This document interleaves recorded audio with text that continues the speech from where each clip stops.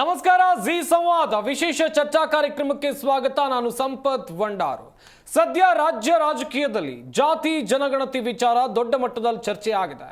ಒಂದ್ ಕಡೆಯಲ್ಲೇ ಕಾಂಗ್ರೆಸ್ ಸರ್ಕಾರ ಇದನ್ನ ಜಾರಿಗೆ ತರಬೇಕು ಅಂತ ಹೈಕಮಾಂಡ್ ಆದೇಶದಂತೆ ಹೊರಟ್ರೆ ಅವರದ್ದೇ ಪಕ್ಷದಲ್ಲಿ ಪರವಿರೋಧ ಚರ್ಚೆಗಳು ಶುರುವಾಗಿರುವಂಥದ್ದು. ಪ್ರಬಲ ಸಮುದಾಯ ಆಗಿರುವಂಥ ಲಿಂಗಾಯತ ನಾಯಕರು ಹಾಗೆಯೇ ಒಕ್ಕಲಿಗ ನಾಯಕರು ಈಗಾಗಲೇ ಸಭೆಯನ್ನು ಕರೆದಿದ್ದಾರೆ. ಏನು ಅಂತ ಹೇಳಿದ್ರೆ ಈ ವರದಿ ಅಥವಾ ಜಾರಿ ಆಗಬೇಕಾ ಬೇಡವಾ ಎನ್ನುವಂಥ ನಿಟ್ಟಿನಲ್ಲಿ, ಹಾಗೇನೆ ಕಾಂಗ್ರೆಸ್ನಲ್ಲೇ ಒಂದು ಸಮುದಾಯದಿಂದ ವರದಿ ಜಾರಿ ಆಗಲೇಬೇಕು ಎನ್ನುವಂಥದ್ದಕ್ಕಾಗಿ ಹಠಕ್ಕೆ ಬಿದ್ದಿದ್ದಾರೆ. ಇದೇ ವಿಚಾರದ ಕುರಿತು ನಾವು ಚರ್ಚೆಯನ್ನು ಮಾಡ್ತಾ ಹೋಗ್ತೀವಿ. ಇದೇ ನಮ್ಮ ಚರ್ಚಾ ವಿಷಯ, ಜಾತಿ ಗಣತಿ ಜ್ವಾಲೆ ಸರ್ಕಾರಕ್ಕೆ ತಾಪ.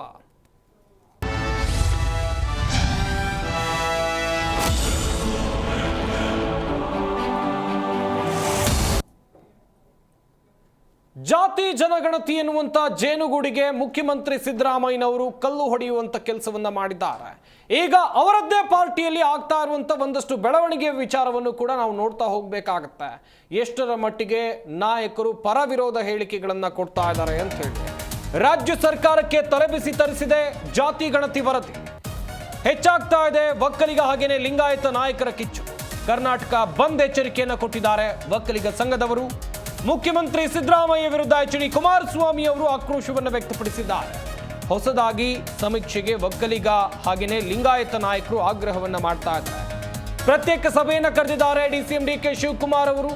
ಒಕ್ಕಲಿಗ ನಾಯಕರ ನೇತೃತ್ವವನ್ನು ವಹಿಸಿದ್ದಾರೆ. ಇತ್ತ ಶಾಮನೂರು ಶಿವಶಂಕರಪ್ಪನವರು ಲಿಂಗಾಯತ ನಾಯಕರ ಸಭೆಯನ್ನು ಕರೆದಿದ್ದಾರೆ. ಇನ್ನೆರಡು ದಿನದಲ್ಲಿ ಈ ಸಭೆ ನಡೀಬಹುದು. ಹಾಗೆಯೇ ಇತ್ತ ರಾಮಲಿಂಗಾರೆಡ್ಡಿ ಅವರು ಕೂಡ ಸಭೆಯನ್ನು ಕರೆದಿದ್ದಾರೆ. ಅವರದ್ದೇ ಸಮುದಾಯದವರನ್ನ ತಿಗಳ ಗೊಲ್ಲ ಸಮುದಾಯಗಳಿಂದಲೂ ಕೂಡ ತೀವ್ರ ವಿರೋಧ ವ್ಯಕ್ತವಾಗ್ತಾ ಇದೆ. ನಮ್ಮನ್ನ ಒಡೆದು ಆಳುವ ನೀತಿ ಅಂತ ಅವರು ಹೇಳ್ತಾ ಇದ್ದಾರೆ. ಗುರುವಾರದ ವಿಶೇಷ ಸಂಪುಟ ಸಭೆ ಕಡೆ ಎಲ್ಲರ ಗಮನ ಇರುವಂತದ್ದು. ಈಗ ವೆರಿ ಇಂಟ್ರೆಸ್ಟಿಂಗ್ ಇದು.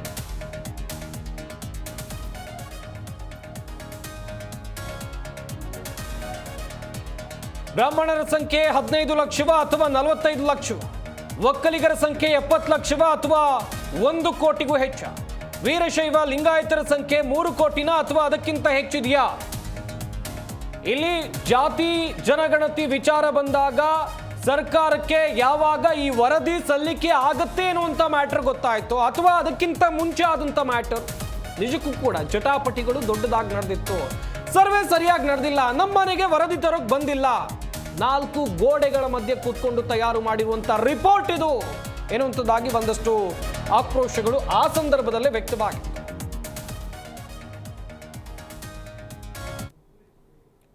ಹಾಗೆಯೇ ಇದೇ ವಿಚಾರಕ್ಕೆ ಸಂಬಂಧಿಸಿದಂತೆ ಯಾವೆಲ್ಲ ನಾಯಕರು ಏನೇನು ಹೇಳಿಕೆಗಳನ್ನು ಕೊಟ್ಟಿದ್ದಾರೆ ಬನ್ನಿ ನೋಡೋಣ. ನೋಡಿ, ಈಗ ಸಮಾಜದ ಸ್ವಾಮೀಜಿಗಳು ಮತ್ತು ಮುಖಂಡರು ತಮ್ಮ ತಮ್ಮ ಅಭಿಪ್ರಾಯಗಳನ್ನು ವ್ಯಕ್ತಪಡಿಸಿದ್ದಾರೆ. ಈಗ ಕ್ಯಾಬಿನೆಟಲ್ಲಿ ಬಂದಾಗ ನಾವು ಅದನ್ನು ಪೂರ್ತಿ ಯಾಕಂದರೆ ಅವರ ಅಪ್ರಿಹೆನ್ಷನ್ಸ್ ಮೇಲೆ ಅವರು ರಿಯಾಕ್ಟ್ ಮಾಡಿದ್ದಾರೆ. ಅಂದರೆ ಇದು ಸರಿ ಇರಲಿಕ್ಕಿಲ್ಲ, ಇದು ನಮ್ಗೆ ಕೆಲವು ಜನರು ಏನಿದೆ ಇದು ಎಲ್ರಿಗೂ ತಲುಪಿಲ್ಲ, ಆಮೇಲೆ ಇದು ಎಲ್ರಿಗೂ ರೀಚ್ ಔಟ್ ಆಗಿಲ್ಲ, ಆಮೇಲೆ ಇದರಲ್ಲಿ ಅಂಕಿಅಂಶಗಳು ತಪ್ಪಿರ್ಬೋದು ಅಂತಕ್ಕಂಥದ್ದು ಅವರ ಭಾವನೆ ಇದೆ. ಯಾಕಂದರೆ ಅವ್ರಿಗೆ ರಿಪೋರ್ಟ್ ನೋಡಿಲ್ಲ. ಹಾಗಾಗಿ ನಾವು ಅದನ್ನು ರಿಪೋರ್ಟನ್ನು ಓದಿ ಅನಲೈಸ್ ಮಾಡಿದ ಮೇಲೆ ಅದರಲ್ಲಿ ಏನು ಸತ್ಯಾಸತ್ಯತೆ ಇದೆ, ವಾಸ್ತವಾಂಶ ಏನಿದೆ ಅಂತಕ್ಕಂಥದ್ದು ನಾವು ಕ್ಯಾಬಿನೆಟಲ್ಲಿ ಚರ್ಚೆ ಮಾಡೋಕ್ಕಿಂತ ಮುಂಚೆ ನೀವು ಪರ್ಟಿಕ್ಯುಲರ್ಲಿ ಕೆಲವು ಸಮುದಾಯಗಳ ಬಗ್ಗೆ ಕೇಳಿದ್ರೆ ಅದರಲ್ಲೂ ಕೂಡ ಯಾದವ ಸಮುದಾಯ ಬಗ್ಗೆ ಕೇಳ್ತಾ ಇದ್ರಿ. ಖಂಡಿತವಾಗ್ಲೂ ತಾವು ಹೇಳಿದ ಪ್ರಶ್ನೆ ಸರಿ ಇದೆ ಅಂತ ತಿಳ್ಕೊಂಡಿದ್ದೀವಿ. ಯಾಕಂದರೆ ಮೊದಲು ಗೊಲ್ಲರು ಅಂತಕ್ಕಂಥ ಕರ್ನಾಟಕ ರಾಜ್ಯದಲ್ಲಿ ವಿವಿಧ ಜಿಲ್ಲೆಗಳು ವಿವಿಧ ಹೆಸರುಗಳಿಂದ ಕರೀತಕ್ಕಂಥ ಸಮುದಾಯ ಆಗಿರುತ್ತೆ. ಫಾರ್ ಎಕ್ಸಾಂಪಲ್ ನೀವು ಬೆಳಗಾಂಗೆ ಹೋದರೆ ಅವ್ರನ್ನ ಹಣಬರ್ ಅಂತ ಕರೀತಾರೆ, ಮಂಗಳೂರಿಗೆ ಹೋದರೆ ಅವರ ಮಣಿಯಾಣಿಗಳು ಅಂತ ಕರೀತಾರೆ, ಮತ್ತು ನೀವು ಮಧ್ಯ ಕರ್ನಾಟಕ ಬಂದರೆ ಅದು ಬೇರೆ ಹೆಸರಲ್ಲಿ ಕರೀತಾರೆ. ಚಿತ್ರದುರ್ಗ ತುಮಕೂರಿಗೆ ಬಂದಾಗ ಅವ್ರನ್ನ ಕಾಡುಗೊಲ್ಲರು ಅಂತ ಕರೀತಾರೆ. ಆ ಕಾಡುಗೊಲ್ಲರು ತನ್ನದೇ ಅಂತಹ ಬುಡಕಟ್ಟು ಜನಾಂಗ ಹೊಂದಿದ್ರು ಅದೀಗ 3 ಲಕ್ಷ ಚಿಲ್ಲರೆ ತೋರಿಸಿರ್ತಕ್ಕಂಥದ್ದು. ನಮ್ಮ ಕಾಡುಗೊಲ್ಲ ಸಮುದಾಯ ನನಗೆ ಕೊಟ್ಟಿರೋ ಮಾಹಿತಿ ಪ್ರಕಾರ ನೋಡಿದಾಗ ಸುಮಾರು ಒಂದು 5.5-6 ಲಕ್ಷ ಜನ ಇರ್ತಕ್ಕಂಥದ್ದು ವಿಚಾರನ ನಾನು ನೋಡಿದ್ದೀನಿ. ಅದಕ್ಕೆ ಅರ್ಧಕ್ಕರ್ಧ ಕಟ್ ಮಾಡಿರ್ತಕ್ಕಂಥ ನಾನು ಆಕ್ಷೇಪ ಇರ್ತಕ್ಕಂಥದ್ದು. ಒಟ್ಟಾರೆ ಗೊಲ್ಲರ ಸಮುದಾಯವನ್ನು ನೋಡಿದಾಗ ನಾವು 25-30 ಲಕ್ಷ ಇದ್ದೀವಿ ಅಂತೇಳಿ ಮೊದಲಿಂದ ಪ್ರತಿಪಾದನೆ ಮಾಡ್ಕೊಂಡು ಬಂದಿದ್ದೀವಿ. ಜಾತಿ ಗಣಿತ ಹೇಳಿದ್ರಲ್ಲ, ಅದು ಸೈಂಟಿಫಿಕ್ ಆಗಿದ್ರೆ ಅದನ್ನು ಒಪ್ಕೋಬೇಕು ಎಲ್ಲರೂ. ನಾನು ಅಷ್ಟೇ ದೇಶನೇ ಒಪ್ಕೋತದ. ಮತ್ತು ನೀವು ಹೋಗಿ ಎಲ್ಲೆಲ್ಲ ಯಾರ ಪುಷ್ಟೀಕರಿಸೋ ಹರಿಜನರಿಗೆ ಮುಸಲ್ಮಾನರಿಗೆ ತಂದು ತಲೆ ಮೇಲೆ ಕುಂದ್ರೆ ಒಪ್ಕೋತಾರ? ಅದೇನು ಇದ್ರದ್ದು ಅದು ಸೈಂಟಿಫಿಕ್ ಆಗ್ಯದ. ಅದನ್ನ ನೋಡ್ರಿ, ಅಂಥವು ಎಲ್ಲ ಯಾರು ಒಪ್ಕೊಳ್ಳೋದು ನಾವೇ ಅಲ್ಲ. ಅವ್ರ ಕ್ಯಾಬಿನೆಟ್ನಾಗೆ ಮಚ್ಚಿ ಮಾಡಿಲ್ಲ ಹೊಡೆದಾಡ್ತಾ ಇದ್ದಾರೆ. ಸರಿಯಾಗಿದ್ರೆ ಒಪ್ಕೋತೀವಿ, ಇಲ್ಲಾಂದ್ರೆ ಇಲ್ಲ ಅಷ್ಟೇ. ಅದು ಬಿಟ್ಟರೆ ಇನ್ನೇನದ? ದಯವಿಟ್ಟು ಪ್ರತಿ ಒಂದು ತಾಲೂಕುಗಳಲ್ಲೂ MLA ಮತ್ತು MP ಎಲೆಕ್ಷನ್ಗಳು ಆಗುವಂಥ ಸಂದರ್ಭದಲ್ಲಿ ಸಮೀಕ್ಷೆಗಳನ್ನು ನಾವು ನೋಡ್ತಾ ಬಂದಿದ್ದೀರಿ. ಎಲ್ಲ ಕ್ಷೇತ್ರಗಳಲ್ಲಿ ಒಕ್ಕಲಿಗರ ಜನಾಂಗ ಎಷ್ಟು, ಕುರುಬರ ಜನಾಂಗ ಎಷ್ಟು, ಲಿಂಗಾಯತರು ಎಷ್ಟು ಅನ್ನೋದು ನಮಗೆ ಅಲ್ಲೇ ಲೆಕ್ಕ ಸಿಗ್ತದೆ. ಆ ಲೆಕ್ಕದ ಪ್ರಕಾರ ನಾವು ಹೋದಾಗ ನಮ್ಮ ಜನಾಂಗ ಕೇವಲ 224 MLA ಕ್ಷೇತ್ರಗಳಲ್ಲಿ ಇರ್ತಕ್ಕಂಥದ್ದು ಕೇವಲ 61 ಲಕ್ಷನ. ಒಂದೊಂದು ತಾಲೂಕುಗಳಲ್ಲೂ ಕೂಡ 60,000 ಜನಕ್ಕಿಂತ ಹೆಚ್ಚಿಗೆ 1 ಲಕ್ಷ 1.25 ಲಕ್ಷ ಇರ್ತಕ್ಕಂಥ ಒಂದು ಜನಾಂಗ ಇದು. ಗಮನಿಸ್ತಾ ಇರ್ಬೋದು ಯಾವೆಲ್ಲ ನಾಯಕರು ಏನೇನು ಹೇಳಿಕೆಗಳನ್ನ ಕೊಟ್ಟಿದ್ದಾರೆ ಇದೇ ವಿಚಾರವಾಗಿ ಎನ್ನುವುದಾಗಿ. ಕಾಂಗ್ರೆಸ್ನಲ್ಲೇ ವಿರೋಧ ವ್ಯಕ್ತವಾಗ್ತಾ ಇದೆ ಎನ್ನುವುದಾಗಿ ನಾನು ಆಗ್ಲೇ ಹೇಳ್ತಾ ಇದ್ದೆ. ಈ ಹಿಂದೆಯೂ ಕೂಡ ವಿರೋಧ ವ್ಯಕ್ತವಾಗಿತ್ತು, ಈಗಲೂ ಕೂಡ ವಿರೋಧ ವ್ಯಕ್ತವಾಗ್ತಾ ಇದೆ. ಬಿಜೆಪಿಯವರು ಜೆಡಿಎಸ್ನವರು ಇದನ್ನ ಪ್ರಬಲವಾಗಿ ಖಂಡಿಸ್ತಾ ಇದ್ದಾರೆ. 4 ಗೋಡೆಗಳ ಮಧ್ಯೆ ಕುಳಿತು ಮಾಡಿರುವಂತ ರಿಪೋರ್ಟ್ ಇದು ಅವೈಜ್ಞಾನಿಕವಾಗಿದೆ ಎನ್ನುವುದಾಗಿ ಅವರು ಹೇಳಿಕೆಗಳನ್ನ ಕೊಡ್ತಾ ಇದ್ದಾರೆ. ಇದೇ ವಿಚಾರವಾಗಿ ಚರ್ಚೆಯನ್ನ ಮಾಡ್ತಾ ಹೋಗೋಣ. ನಮ್ಮ ಸ್ಟುಡಿಯೋದಲ್ಲಿ ಅತಿಥಿಗಳು ಕೂಡ ಜಾಯ್ನ್ ಆಗಿದ್ದಾರೆ. ಮೊದಲನೇದಾಗಿ ಬಿಜೆಪಿ ವಕ್ತಾರರಾಗಿರುವಂತಹ ಯದುಕುಮಾರ್ ಗೌಡರು ನಮ್ಮ ಈ ಕಾರ್ಯಕ್ರಮದಲ್ಲಿದ್ದಾರೆ. ಸರ್ ನಮಸ್ಕಾರ, ಕಾರ್ಯಕ್ರಮಕ್ಕೆ ಸ್ವಾಗತ. ಸರ್ ನಮಸ್ತೆ. ಹಾಗೆಯೇ ಜೆಡಿಎಸ್ ವಕ್ತಾರರಾಗಿರುವಂತಹ ರಿಷಿಕ್ ವಿವಾನ್ ಗೌಡರು ಕೂಡ ನಮ್ಮ ಈ ಕಾರ್ಯಕ್ರಮದಲ್ಲಿದ್ದಾರೆ. ಸರ್ ನಮಸ್ಕಾರ, ಕಾರ್ಯಕ್ರಮಕ್ಕೆ ಸ್ವಾಗತ. ಹಾಗೆಯೇ ರಾಜಕೀಯ ವಿಶ್ಲೇಷಕರಾಗಿರುವಂತಹ ಪ್ರೊಫೆಸರ್ ಚಂಬಿ ಪುರಾಣಿಕ್ ಅವರು ಕೂಡ ನಮ್ಮ ಈ ಕಾರ್ಯಕ್ರಮದಲ್ಲಿದ್ದಾರೆ. ಸರ್ ನಮಸ್ಕಾರ, ಕಾರ್ಯಕ್ರಮಕ್ಕೆ ಸ್ವಾಗತ. ನಮಸ್ಕಾರ. ಎಸ್, ಮೊದಲನೇದಾಗಿ ಬಿಜೆಪಿ ವಕ್ತಾರರನ್ನ ಪ್ರಶ್ನೆ ಮಾಡ್ತಾ ಹೋಗೋಣ. ಸರ್, ಜಟಾಪಟಿ ದೊಡ್ಡ ಮಟ್ಟದಲ್ಲಿ ನಡೀತಾ ಇದೆ. ಪರ ವಿರೋಧ ಚರ್ಚೆಗಳು ಕಾಂಗ್ರೆಸ್ನಲ್ಲೇ ನಡೀತಾ ಇದೆ. ನೀವು ಬಿಜೆಪಿಯವರು ವಿರೋಧಿಸೋದಕ್ಕಿಂತ ಮುಂಚಿತವಾಗಿ ಕಾಂಗ್ರೆಸ್ನಲ್ಲೂ ಒಂದಷ್ಟು ಜನ ಇದಕ್ಕೆ ವಿರೋಧ ವ್ಯಕ್ತಪಡಿಸ್ತಾ ಇದ್ದಾರೆ. ಈ ರಿಪೋರ್ಟ್ನಲ್ಲಿರುವಂಥ ಅಂಕಿಅಂಶ ವೆರಿ ಕ್ಲಿಯರಾ ಸರ್, ಹೇಗೆ? ಇಲ್ಲ ಸರ್, ಇದು ಸೋರಿಕೆಯ ಇದ್ರ ಮೇಲೆ ನಾವು ಮಾತಾಡ್ತಾ ಇದ್ದೀವಿ. ಅಂತಿಮವಾದ ವರದಿಗಳು ಯಾರಿಗೂ ಗೊತ್ತಿಲ್ಲ. ಒಂದು ಮೊದಲನೇದು ನಾವು ಹೇಳೋದು ಇದ್ರ ಗಣತಿ, ಜಾತಿ ಗಣತಿ ಬಗ್ಗೆ ನಮ್ಗೇನು ವಿರೋಧ ಇಲ್ಲ ಸರ್. ಆದ್ರೆ ಅವರ ಅಂಕಿಅಂಶಗಳ ಬಗ್ಗೆ ವಿರೋಧ ಇದೆ. ಅಂಕಿಅಂಶಗಳ ವಿರೋಧ ಇದೆ ಅಂತಂದ್ರೆ, ಯಾಕೆಂದ್ರೆ ಯಾವುದನ್ನು ಇವಾಗ ಪ್ರತಿಯೊಂದನ್ನು ಯಾವುದೇ ಒಂದು ಇದಾದ್ರೂ ಒಂದು ಮಾನದಂಡ ಇರುತ್ತೆ. ಜಾತಿ ಗಣತಿ ಬಗ್ಗೆ ಎಲ್ಲ ಇದನ್ನ ಹೇಳ್ತಾರೆ, ಸೋಶೋ ಎಕನಾಮಿಕ್, ಆರ್ಥಿಕ ಸಮೀಕ್ಷೆ, ಎಜುಕೇಶನ್ ಸಮೀಕ್ಷೆ ಅಂತ ಅಂದ್ಬಿಟ್ಟು ಅದಕ್ಕೊಂದು ಮಾನದಂಡ ಇರುತ್ತೆ. ಯಾವ ಮಾನದಂಡನ ಸರ್ಕಾರ ಈ 2015-16 ಇದನ್ನ ಸ್ಟಾರ್ಟ್ ಇದು ಮಾಡುತ್ತಂತ ಜನ ಕೇಳಬೇಕಲ್ಲ ಅದನ್ನ. ಆ ವಿವರಣೆ ಜನರ ಮೇಲೆ ಇಲ್ಲ. ಆಮೇಲೆ ಬಹುತೇಕವಾಗಿ ಏನ್ ಇವಾಗ ಕಾಂಗ್ರೆಸ್ನವ್ರು ತುಂಬಾ ಹೇಳ್ತಾರಲ್ಲ, ಏನಂತಾರೆ, ಒಂದು ಸರ್ವ ಜನಾಂಗದ ಶಾಂತಿಯ ತೋಟ ಅಂತ. ಇವತ್ತು ಆ ಸರ್ವ ಜನಾಂಗದ ಶಾಂತಿಯ ತೋಟಕ್ಕೆ ಕೊಳ್ಳಿ ಇಟ್ಟವ್ರು. ಇವತ್ತು ಸರ್ವ ಜನಾಂಗದ ಶಾಂತಿಯ ತೋಟಕ್ಕೆ ಕೊಳ್ಳಿ ಇಟ್ಬಿಟ್ಟು ಇವತ್ತೆಲ್ಲ ತಮಾಷೆ ನೋಡ್ತಾ ಇದ್ದಾರೆ. ಏನ್ ಸಾಧಿಸಕ್ ಹೊರಟಿದ್ದೀರಾ? ನಾವು ಈ ಸರ್ಕಾರ ಬಂದಾದ್ಮೇಲೆ ಇಲ್ಲ ಅಭಿವೃದ್ಧಿನ ನೋಡಿಲ್ಲ, ಡೆವಲಪ್ಮೆಂಟ್ ಅನ್ನೋದು ಮಾರೀಚಿಕೆ, ಯಾವ ಶಂಕುಸ್ಥಾಪನೆ ಇಲ್ಲ, ಬರೀ ಬೆಲೆ ಏರಿಕೆ, ಭ್ರಷ್ಟಾಚಾರ ಬಿಟ್ರೆ ಇವಾಗ ಸಮುದಾಯಗಳ ನಡುವೆ ವೈಮನಸ್ಸನ್ನು ಹೆಚ್ಚಿಸಿರುವುದು ಇದೊಂದು. ಇದನ್ನ ಯಾಕೆ ಮಾಡ್ಬೇಕಾಗಿದೆ ಸರ್? ನೀವು ಇವಾಗ ಯಾವ್ದು ಹೇಳ್ತಾರೆ 10 ವರ್ಷಕ್ಕೆ ಅಂದಾದ್ಮೇಲೆ ಎಲ್ಲ ಬೇರೆ ಬೇರೆ ಸರ್ವೆಗಳು ಮಾಡಬೇಕು ಅಂತ ಇರುತ್ತೆ. 10 ವರ್ಷ ಇದು ಔಟ್ಡೇಟೆಡ್, ಅನ್ಸೈಂಟಿಫಿಕ್ ಅಂತ ಎಲ್ಲರೂ ಹೇಳ್ತಾ ಇರುವಂತದ್ದು. ಅನ್ಸೈಂಟಿಫಿಕ್ ಅಂತ ಇರುವಂತದ್ದು ಔಟ್ಡೇಟೆಡ್ ಮೆಡಿಸಿನ್ಸ್ ನಾವು ತಗೊಳ್ಳಲ್ಲ ಅಂತಂದ್ರೆ ಈ ಔಟ್ಡೇಟೆಡ್ ರಿಪೋರ್ಟ್ ನ ತಗೊಂಡು ಏನ್ ಮಾಡ್ತೀರಾ? ಔಟ್ಡೇಟೆಡ್ ರಿಪೋರ್ಟ್ ಸರ್ಕಾರಕ್ಕಾಗ್ಲಿ ಜನಕ್ಕಾಗ್ಲಿ ಯಾವ ಉಪಯೋಗ ಆಗುತ್ತೆ? ಯಾಕಂದ್ರೆ ಅದು 2015ರಿಂದ 2016 ಇವಾಗ 2024-25 ಬರಬೇಕು 1 ಕೋಟಿ 1.5 ಕೋಟಿ ಅಷ್ಟು ಡಿಫರೆನ್ಸ್ ಇದೆ. ಸೊ ಅದು ಯಾವುದೇ ಸಮುದಾಯಕ್ಕೆ ಲಾಭ ಆಗಲ್ಲ. ಯಾವುದೇ ಸಮುದಾಯ ನೀವು ಇದನ್ನು ಏನು ಅಂದ್ರೆ ಪ್ರತಿಯೊಂದು ನಾವು ಜಾತಿ ಆಧಾರದ ಮೇಲೆ ನೀವು ಮಾಡಿದ್ರ, ಧರ್ಮ ಆಧಾರದ ಮೇಲೆ ಗಣತಿ ಮಾಡಿದ್ರ ಅಂತ ಸರ್ಕಾರ ಹೇಳ್ಬೇಕಾಗತ್ತೆ. ಜಾತಿ ಆಧಾರದ ಮೇಲೆ, ಧರ್ಮ ಆಧಾರದ ಮೇಲೆ, ಇದು ಎಕ್ಸ್ಟ್ರಾ ಪ್ರಶ್ನೆ ಇರೋದು ಸರ್. ಅಲ್ಲಿ ಪ್ರತಿಯೊಂದಕ್ಕೂ ಸರ್ ಮ್ಯಾನುಫ್ಯಾಕ್ಚರ್ಡ್ ಡೇಟಾ, ಈ ಒಂದು ಪ್ರತಿಯೊಂದು ಇದರಲ್ಲಿ ನೀವು ಎಷ್ಟೇ ಪೇಜಸ್ ನೀವು ತಗೊಂಡು ಓದಾಗ್ಲೂ ಖುದ್ದಾಗಿ ಇದು ಮಾಡಿದಾಗ್ಲೂ ಇದೆಲ್ಲ ಟೋಟಲಿ ಮ್ಯಾನುಫ್ಯಾಕ್ಚರ್ಡ್ ಡೇಟಾನೇ ಹೊರತು ಇದ್ಯಾವುದು ಆಕ್ಚುಯಲ್ ಡೇಟಾ ಅಲ್ಲ. ಇದೊಂದು ಜನರ ಮನಸ್ಸಿನಲ್ಲಿ ಘಾಸಿಗೊಳಿಸೋದು, ಸಮುದಾಯದ ವೈಮನಸ್ಸು ಮೂಡಿಸುವಂತ ದೊಡ್ಡ ಒಂದು ಕುತಂತ್ರ ಇದು. Well sir, well. ರಿಷಿಕ್ ಗೌಡ್ರೆ, ಇನ್ನೊಂದು ಕಡೆಯಲ್ಲಿ ದೊಡ್ಡ ಮಟ್ಟದಲ್ಲಿ ಚರ್ಚೆ ಆಗ್ತಾ ಇದೆ. ನಾನು ಆಗ್ಲೂ ಕೂಡ ಹೇಳ್ತಾ ಇದ್ದೆ ಯಾವ ಕಾರಣಕ್ಕೆ ಚರ್ಚೆ ಆಗ್ತಾ ಇದೆ ಅಂತೇಳಿ. ಇಲ್ಲಿ ಸರ್ಕಾರ ಒಂದು ಸಮುದಾಯದ ಓಲೈಕೆಗೆ ಮುಂದಾಗಿದೆಯಾ, ಹೇಗೆ? ನೋಡಿ, ಫಸ್ಟ್ ಆಫ್ ಆಲು ಸನ್ಮಾನ್ಯ ಜಯಪ್ರಕಾಶ್ ಹೆಗಡೆ ಅವರು ಏನು ಈ 160 ಕೋಟಿ ವೆಚ್ಚದಲ್ಲಿ ಇದೊಂದು ರಿಪೋರ್ಟ್ ರೆಡಿ ಮಾಡಿದಾರಲ್ಲ 2015 based on socio economical thing and so on ಅಂತೆಲ್ಲ, ನನ್ನನ್ನು ಕೇಳಿದ್ರೆ ಇದೇ ಒಂದು ದೊಡ್ಡ ಬೋಗಸ್. ಇದೊಂದು ದೊಡ್ಡ ಫ್ರಾಡ್ ಆ್ಯಕ್ಚುಲಿ. ಇದು ಈ 160 ಕೋಟಿ ತಗೊಂಡು ಇವ್ರು ಏನು ಮಾಡಿದ್ದಾರೆ ಅನ್ನೋದ್ರ ಮೇಲೆ ಫಸ್ಟ್ ತನಿಖೆ ಆಗಬೇಕು. ಯಾಕೆ ಅಂತ ಹೇಳಿದ್ರೆ, ಏನೇ ಒಂದು ಮಾರ್ಕೆಟ್ ರಿಸರ್ಚ್ ನೀವು ಮಾಡಬೇಕಾದ್ರೆ ಅದರದೇ ಆದ ಒಂದು ರಿಕ್ವೈರ್ಮೆಂಟ್ಸ್ ಇರುತ್ತೆ, ಸರಿನಾ? ಆಮೇಲೆ ನಿಮಗೆ ಯಾವ ರೀತಿ ಮಾಡಬೇಕು ಅಂತ ಒಂದು ಗೈಡ್ಲೈನ್ಸ್ ಕೊಟ್ಟಿರ್ತಾರೆ. ಆ ಗೈಡ್ಲೈನ್ಸ್ಲಿ ತೊಗೊಂಡಾಗ ನಾನು ಓಪನ್ ಚಾಲೆಂಜ್ ಮಾಡ್ತೀನಿ. ಇವತ್ತು ಕಾಂಗ್ರೆಸ್ ಅವರು ಇದ್ದರೆ ಓಪನ್ ಡಿಬೇಟಲ್ಲಿ ಓಪನ್ ಚಾಲೆಂಜ್ ಮಾಡ್ತಾ ಇದೆ ತಮ್ಮ ಮಾಧ್ಯಮದ ಮುಖಾಂತರ. ಈಗ ಕೂಡ ತಮ್ಮ ಮಾಧ್ಯಮದ ಮುಖಾಂತರ ಓಪನ್ ಚಾಲೆಂಜ್ ಆಗ್ತೀನಿ ನಾನು. ಎಲ್ಲ ಕಾಂಗ್ರೆಸ್ ಸಪೋರ್ಟರ್ಸ್ ಯಾರು ಇದ್ದೀರಲ್ವಾ, ನೀವು ಎದೆ ತಟ್ಕೊಂಡು ಹೇಳಿ ನಿಮ್ಮ ಮನೆಗೆ ನಿಜವಾಗ್ಲೂ ಜಾತಿ ಗಣತಿ ಮಾಡುವಂಥವ್ರು ಬಂದಿದ್ರಾ? ಕೇಳಲೇಬೇಕಾದಂಥ ಪ್ರಶ್ನೆ. ನಾನು ಓಪನ್ ಚಾಲೆಂಜ್ ನಿಮ್ಮ ಮುಖಾಂತರ ಕೇಳ್ತಾ ಇದ್ದೀನಿ. ಈಗ ನಾವು 3 ಜನ ಇಲ್ಲಿ ಇದ್ದೀವಿ, ನಿಮ್ಮನ್ನು ಡೈರೆಕ್ಟಾಗಿ ಕೇಳ್ತೀನಿ, ನಿಮ್ಮ ಮನೆಗೆ ಬಂದಿದ್ರಾ? ನಾನು ಕೇಳ್ತಾ ಇದ್ದೀನಿ ಸರ್. ಬಂದಿರಬಹುದೇನೋ, ಅಲ್ಲ ಬಂದಿರಬಹುದೇನೋ ಅಂತ ಅಂದಮೇಲೆ ಅದಿಲ್ಲ ಅಂತಾನೆ ಬಿಡಿಯೋದು. ಬಂದಿದ್ದಾರೆ ಅಂದರೆ ಹೌದು ಬಂದಿದ್ದಾರೆ. ಇವಾಗ ಬಂದಿದ್ದಾರೆ ಅಂತ ಹೇಳಿದ್ರೆ ಒಪ್ಕೊಳ್ಳೋಣ, ಹೌದು ಬಂದಿದ್ರು ಅಂತ ಅಂದ್ಬಿಟ್ಟು. ನಮ್ಮ ಸ್ನೇಹಿತರನ್ನ ಕೇಳ್ತೀನಿ, ಸರ್ ನಿಮ್ಮ ಮನೆಗೆ ಬಂದಿದ್ರ ಸರ್? ಖಂಡಿತವಾಗ್ಲೂ ಬಂದಿಲ್ಲ. ಇನ್ನು ನನ್ನನ್ನು ಕೇಳಿದ್ರೆ, ನಾನು ಬೇರೆಯವ್ರ ಬಗ್ಗೆ ನಾನು ಕಮೆಂಟ್ ಮಾಡೋಕ್ಕಾಗಲ್ಲ. ನನ್ನನ್ನು ಕೇಳಿದ್ರೆ 200% ನಾನು ಬೇಕಾದ್ರೆ ರೈಟಿಂಗಲ್ಲಿ ಕೊಡ್ತೀನಿ, ನಮ್ಮ ಮನೆಗೆ ಯಾರೂ ಬಂದಿಲ್ಲ ರೀ.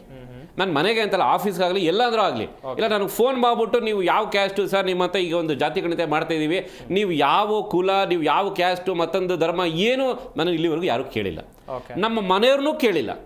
ಅಂದಮೇಲೆ ನನ್ನ ಥರ ಲಕ್ಷಾಂತರ ಜನ, ಕೋಟ್ಯಾಂತರ ಜನ ಯಾರು ಕನ್ನಡಿಗರು ನಾವು ಇದೀವಲ್ವಾ ಕರ್ನಾಟಕ ರಾಜ್ಯದಲ್ಲಿ, ಅವರನ್ನು ನೀವು ಏನು ಕೇಳ್ದಲೆ, ಅವ್ರದ ಒಂದು ಫೀಡ್ಬ್ಯಾಕ್ ತಗೊಳ್ದಲೆ ಹೆಂಗೆ ಸರ್ವೆ ಮಾಡಿದ್ರಿ ನೀವು? ಖಂಡಿತ. ಸೊ ದಟ್ ಮೀನ್ಸ್ ಈ ಸರ್ವೆ ಇಟ್ ಸೆಲ್ಫ್ ಇಸ್ ದೊಡ್ಡ ಬೋಗಸ್. ಇದು ಅನ್ಸೈಂಟಿಫಿಕ್. ಇದನ್ನ ಯಾವ ರೀತಿ ಮಾಡಿರ್ಬೋದು ಅಂತ ಹೇಳಿದ್ರೆ, ಆನ್ ಅ ಲೈಟರ್ ನೋಟ್ ಹೇಳಬೇಕು ಅಂತ ಹೇಳಿದ್ರೆ, ನಿಮಗೆ ಈ ಮಾರ್ಕೆಟ್ ರಿಸರ್ಚ್ ಕಂಪ್ನಿಗಳಿರ್ತವೆ. ಆ ಮಾರ್ಕೆಟ್ ರಿಸರ್ಚ್ ಕಂಪ್ನಿಗಳು ನೀವು ಏನು ಮಾಡ್ತವೆ, ಅವರು every 1 year 3 years 5 years what ever it is data collect ಮಾಡ್ತಾ ಇರ್ತಾರೆ. ಆವಾಗ ಅವ್ರು ಯಾವ ರೀತಿ ಮಾಡ್ತಾರೆ ಅಂತ ಹೇಳಿದ್ರೆ, ನಮ್ಮ ಸ್ನೇಹಿತರು ಹೇಳ್ದಂಗೆ ಮ್ಯಾನುಫ್ಯಾಕ್ಚರಿಂಗ್ ಮಾಡ್ತಾರೆ ಡೇಟಾನ. ಯಾವ ರೀತಿ ಮಾಡ್ತಾರೆ ಮ್ಯಾನುಫ್ಯಾಕ್ಚರಿಂಗ್ ಡೇಟಾನ? ಒಂದು 10 ಡೀಟೇಲ್ಸ್ ತಗೊಳ್ಳೋದು, ಒಂದು 10% ಆ್ಯಡ್ ಮಾಡೋ ಅನ್ನೋದು. 10 ಸ್ಯಾಂಪಲ್ ಓನ್ಲಿ, ಒಂದು 10 ಸ್ಯಾಂಪಲ್ ಓನ್ಲಿ ಅಷ್ಟೇ. ಅದು ತಗೊಂಡ್ಬಿಟ್ಟು ಓಕೆ, ಬ್ಯಾಂಗ್ಳೂರಲ್ಲಿ ಒಂದಿಷ್ಟು ಜನ ಜಾಸ್ತಿ ಆಗಿರ್ಬೋದು, ತುಮಕೂರಲ್ಲಿ ಒಂದಿಷ್ಟು ಜನ ಜಾಸ್ತಿ ಆಗಿರ್ಬೋದು, ಉತ್ತರ ಕರ್ನಾಟಕದಲ್ಲಿ ಒಂದಿಷ್ಟು ಜನ ಜಾಸ್ತಿ ಆಗಿರ್ಬೋದು, ಅವ್ರು ಈ ಕಮ್ಯುನಿಟಿಯವ್ರು ಇರ್ಬೋದು, ಊಹಾಪೋಹಗಳು. ಅದನ್ನು ಒಂದು 10 ಮಾಡಿಬಿಟ್ಟು ಅದನ್ನೊಂದು ಏನದು ಸ್ಟ್ಯಾಟಿಸ್ಟಿಕಲಿ ಮೀಡಿಯನ್ ಅಂತೆಲ್ಲ ಹೇಳ್ತೀವಿ ನಾವು, ಆ ಆವ್ರೇಜ್ ಮಾಡಿಬಿಟ್ಟು 160 ಕೋಟಿ ಗುಳುಮ್ ಮಾಡಿರೋ ಅಂತ ಒಂದು ದೊಡ್ಡ ಬೋಗಸ್ ಇದು. ಫಸ್ಟ್ ಆಫ್ ಆಲ್ ಸರ್ವೆ ಬಗ್ಗೆ ಹೇಳಬೇಕು ಅಂದರೆ ಯಾಕೆ ಅಂತ ಹೇಳಿದ್ರೆ, ನೀವು ಯಾರನ್ನಾದ್ರೂ ಕೇಳಿ, ಅವ್ರು ಬಂದ್ಬಿಟ್ಟು ಚಾಲೆಂಜ್ ಮಾಡಿ ಪ್ರೂವ್ ಆಗ್ಬಿಟ್ಟು ಹೇಳಿ, ನಾನು ಇಂಥ ಜಿಲ್ಲೆ, ಇಂಥ ತಾಲೂಕು, ಇಂಥ ವಾರ್ಡು, ಅಥವಾ ನಾನು ಇಂಥ ಗ್ರಾಮ, ಇಂಥ ತಾಲೂಕು, ಇಂಥದ್ರಲ್ಲಿ ನಾನು ಇದ್ದೆ, ನನಗೆ ಬಂದು ಈ ರೀತಿ ಕ್ವಶನ್ ಮಾಡಿದ್ರು ಅವರು, ಈ ರೀತಿ ನನ್ನನ್ನು ಕೇಳಿದ್ರು, ಅಥವಾ ನನಗೆ ಜಾತಿ ಪ್ರಮಾಣ ಪತ್ರ ಕೇಳಿದ್ರು ಅದು ಕೇಳಬೇಕಲ್ವಾ?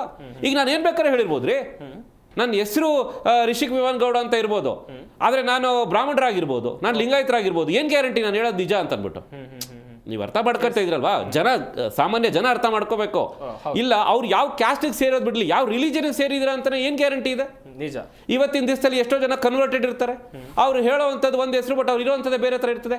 So this itself is a big unscientifically done. ಒಂದು. ಇನ್ನು ಎರಡನೇದು, ಈ 2015 ಇವ್ರು ಏನು ಮಾಡಿದಾರಲ್ವಾ, ನಿಮಗೆ ಎವ್ರಿ 10 years ಒಂದು ಸೆನ್ಸಸ್ ಆಗಬೇಕು, ಮ್ಯಾಂಡೇಟರಿ. ಅದು ಸೆಂಟ್ರಲ್ ಗೌರ್ಮೆಂಟಿಂದ ಆಗುತ್ತೆ, ಸ್ಟೇಟ್ ಗೌರ್ಮೆಂಟಿಂದ ಆಗ್ತಾ ಇರುತ್ತೆ. ಸೊ ಇಲ್ಲಿ ನೀವು ಟ್ಯಾಲಿ ಮಾಡೋದಾದ್ರೆ 2026 ನೆಕ್ಸ್ಟ್ ಇಯರ್ಗೆ ಸೆಂಟ್ರಲ್ ಗೌರ್ಮೆಂಟಿಂದ ಬೇರೆ ಸೆನ್ಸಸ್ ಬರ್ತಾ ಇದೆ. ಸೊ ಯಾವುದನ್ನ ಎಲ್ಲಿಂದ ಟ್ಯಾಲಿ ಮಾಡ್ತೀರಾ ನೀವು? ನಿಮಗೆ ಒಟ್ಟಾರೆ ಕರ್ನಾಟಕ ರಾಜ್ಯದಲ್ಲಿ ಎಷ್ಟು ಜನ ಇದ್ದಾರೆ ಅನ್ನೋದೇ ನಿಮ್ಮ ಯೋಗ್ಯತೆ ಗೊತ್ತಿಲ್ಲ ನಿಮಗೆ. ನಾನು ಹೇಳ್ತಾ ಇರೋವಂಥದ್ದು, you forget about caste, you forget about religion. First of all ಕರ್ನಾಟಕದಲ್ಲಿ ನಿಮಗೆ ಫ್ಲೋಟಿಂಗ್ ಕ್ರೌಡ್ ಅಂತ ಹೇಳ್ತೀವಿ, ಅಂದರೆ ಬಂದು ಹೋಗೋರು, ಇರೋರು, ಇಲ್ಲಿಂದ ಬಿಟ್ಟು ಹೋಗಿರೋವಂಥವ್ರು ಎಷ್ಟು ಜನ ಇದ್ದಾರೆ ಸ್ವಾಮಿ? ನಿಮಗೆ ನೆಟ್ಟಿಗೆ ಕರ್ನಾಟಕದಲ್ಲಿ ಎಷ್ಟು ಜನ ಇದ್ದಾರೆ ಅನ್ನೋದೇ ನಿಮ್ಮ ಯೋಗ್ಯತೆ ಗೊತ್ತಿಲ್ಲ ನಂಬರ್ಸು. ಇನ್ನು ನೀವು ಇಷ್ಟಿಷ್ಟೇ ನಂಬರ್ಸು ಇಂತಿಂಥವ್ರು ಇದ್ದಾರೆ ಅಂತ ಯಾವ ಬೇಸಿಸ್ ಮೇಲೆ ಕೊಟ್ಬಿಟ್ಟಿದ್ದೀರಾ ನೀವು? ಇದು ಎರಡನೇದು. ಅಂದರೆ ಇದು ಟು ಸೇ ದಟ್ ಅನ್ಸೈಂಟಿಫಿಕಲಿ ಇದು ಫ್ಯಾಬ್ರಿಕೇಟೆಡ್, ಇದು ಒಂದು ಮ್ಯಾನುಫ್ಯಾಕ್ಚರ್ಡ್ ಡೇಟಾ ಅಂತ ಹೇಳ್ತಾ ಇರೋದು ಒಂದು. ಇನ್ನು ಎರಡನೇ ವಿಚಾರವಾಗಿ ನಾವು ಹೇಳೋದಾದ್ರೆ, ಇಲ್ಲಿ ಈ ಕ್ಯಾಸ್ಟಿಸಮ್ ಅಂತ ಅಂದ್ಬಿಟ್ಟು ಏನು ಇವರು ಹೇಳಕ್ಕೆ ಪ್ರೂವ್ ಮಾಡಕ್ಕೆ ಹೋಗ್ತಾ ಇದ್ರಲ್ಲ, ಸನ್ಮಾನ್ಯ ರಾಹುಲ್ ಗಾಂಧಿ ಅವ್ರು ಬಂದ್ಬಿಟ್ಟು ಏನು ಹೇಳಿದ್ರು, ಭಾರತ್ ಜೋಡೋ ಜೋಡೋ ಜೋಡೋ ಅಂತ ಹೋದ್ರು. ಈಗ ಕರ್ನಾಟಕ ರಾಜ್ಯದಲ್ಲಿ ಸನ್ಮಾನ್ಯ ಸಿದ್ದರಾಮಯ್ಯನವ್ರು ಏನು ಮಾಡ್ತಾ ಇದ್ದಾರೆ, ಕರ್ನಾಟಕನ ತೋಡೋ ತೋಡೋ ತೋಡೋ ಅಂತ ಇದ್ದಾರೆ. ಯಾವ ಬೇಸಿಸ್ ಮೇಲೆ? ನೀವಿಷ್ಟು ಜನ ಇದ್ದೀರಾ, ನೀವು ಕಡಿಮೆ, ನೀವು ಜಾಸ್ತಿ, ನಮ್ಮಲ್ಲೇ ತಂದಿಡೋವಂಥದ್ದು. ಯಾಕೆ ಅಂದರೆ ನಾನು ಎಕ್ಸೆಪ್ಟ್ ಮಾಡ್ಕೊಳಕ್ಕೆ ರೆಡಿ ಇಲ್ಲ. ನಾನು ಓಪನ್ ಚಾಲೆಂಜ್ ಆಗಿ ಹೇಳ್ತೀನಿ, ಯಾವುದಾದ್ರೂ ಒಂದು ಸಮುದಾಯ ಇದನ್ನ ಕೊಟ್ಟಿರೋವಂಥದ್ದು, ಹೌದು ನೀವು ಕೊಟ್ಟಿರೋವಂಥದ್ದು ಟೆಂಟೇಟಿವ್ಲಿ, ನಾನು ಕಂಪ್ಲೀಟ್ 100% ಅಂತ ಹೇಳ್ತಾ ಇಲ್ಲ, ಟೆಂಟೇಟಿವ್ಲಿ ನಾವು ಒಪ್ಕೊಳ್ತೀವಿ ನಿಮ್ಮ ವರದಿ ಅಂತ ಯಾರಾದರೂ ಒಬ್ರು ಹೇಳ್ಬಿಡಿ ನೋಡಿ. Yes, well sir, well. ಗಮನಿಸ್ತಾ ಇರ್ಬೋದು ವೀಕ್ಷಕರೇ, ಪರ ವಿರೋಧ ಚರ್ಚೆಗಳು ಖಂಡಿತವಾಗ್ಲೂ ಇದ್ದೇ ಇರುತ್ತೆ. ಒಂದು ವರದಿಯನ್ನ ಜಾರಿಗೆ ತರುವಂತ ಸಂದರ್ಭದಲ್ಲಿ ಪುರಾಣಿಕ್ ಸರ್ ಅವರನ್ನ ಮಾತನಾಡಿಸ್ತಾ ಹೋಗೋಣ. ಪುರಾಣಿಕ್ ಸರ್, ಈಗ ಗಮನಿಸ್ತಾ ಇದ್ರಿ, ವರದಿ ಸರ್ಕಾರದ ಕೈ ಸೇರಿರೋದು ಇವತ್ತು ನಿನ್ನೆ ಅಲ್ಲ, ಸೇರಿ ಸಾಕಷ್ಟು ಸಮಯಗಳೇ ಆಯಿತು.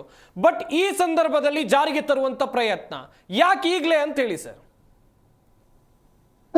ಇದು ನಮ್ಮ ಇಬ್ರು ಮಿತ್ರರು ಅವ್ರ ರಾಜಕೀಯ ಪಕ್ಷದಿಂದ ಬಂದ್ರು ಸಹ ಅವರು ಇರುವ ವಾಸ್ತವ ಸಂಗತಿಯನ್ನು ಹೇಳಿದ್ದಾರೆ. ಅವರ ಟೀಕೆ ಟಿಪ್ಪಣಿಗಳಲ್ಲಿ ಸ್ವಲ್ಪ ಒಂದ್ ರೀತಿನಲ್ಲಿ ಕಾಂಗ್ರೆಸ್ ಪಕ್ಷದ ಏನು ಅವಸರದ ಈ ಕ್ರಮ ಇದೆ ಅದ್ರ ಬಗ್ಗೆ ಟೀಕೆ ಮಾಡೋದು ಅವ್ರ ಕರ್ತವ್ಯ, ಅವ್ರು ಮಾಡಿದ್ದಾರೆ. ಬಟ್ ನನ್ನ ಪ್ರಕಾರ ಹೇಳೋದಾದ್ರೆ ಈ ವರದಿ ಅಷ್ಟು ವೈಜ್ಞಾನಿಕವಾಗಿಲ್ಲ ಅಂತಕ್ಕಂಥದ್ದು ಮೇಲ್ನೋಟಕ್ಕೆ ಕಾಣುತ್ತೆ. ನಾನು ಅದನ್ನೇ ಹೇಳೋದು, ಹಂಗೆ ಉಂಡಿ ಕರಡಿ ಬೇಕಿಲ್ಲ ಅಂತ. ಕಾರಣ ಏನು, ಕರ್ನಾಟಕದ ಒಂದು ಸಮೀಕ್ಷೆಯನ್ನು ಮಾಡುವಾಗ ಈ ರೀತಿಯ ಒಂದು ಸಮೀಕ್ಷೆ, ಇದು ಜನಗಣತಿ ಅಂತ ಹೇಳಕ್ಕಾಗಲ್ಲ. ಸೆನ್ಸಸ್ ಮಾಡ್ಬೇಕಾದ್ರೆ ಕೇವಲ ಕೇಂದ್ರ ಸರ್ಕಾರಕ್ಕೆ ಮಾತ್ರ ಅಧಿಕಾರ ಇದೆ. ಅದರಿಂದ ಇವರು ಸ್ಟೇಟ್ನವ್ರು ಇದು ಯಾವ್ದು ಮಾಡೋದಿಲ್ಲ. ಅದಕ್ಕೆ ರಾಹುಲ್ ಗಾಂಧಿ ಸೆನ್ಸಸ್ ಅಂತ ಅವ್ರು ಹೇಳ್ತಾ ಇದ್ದಾರೆ.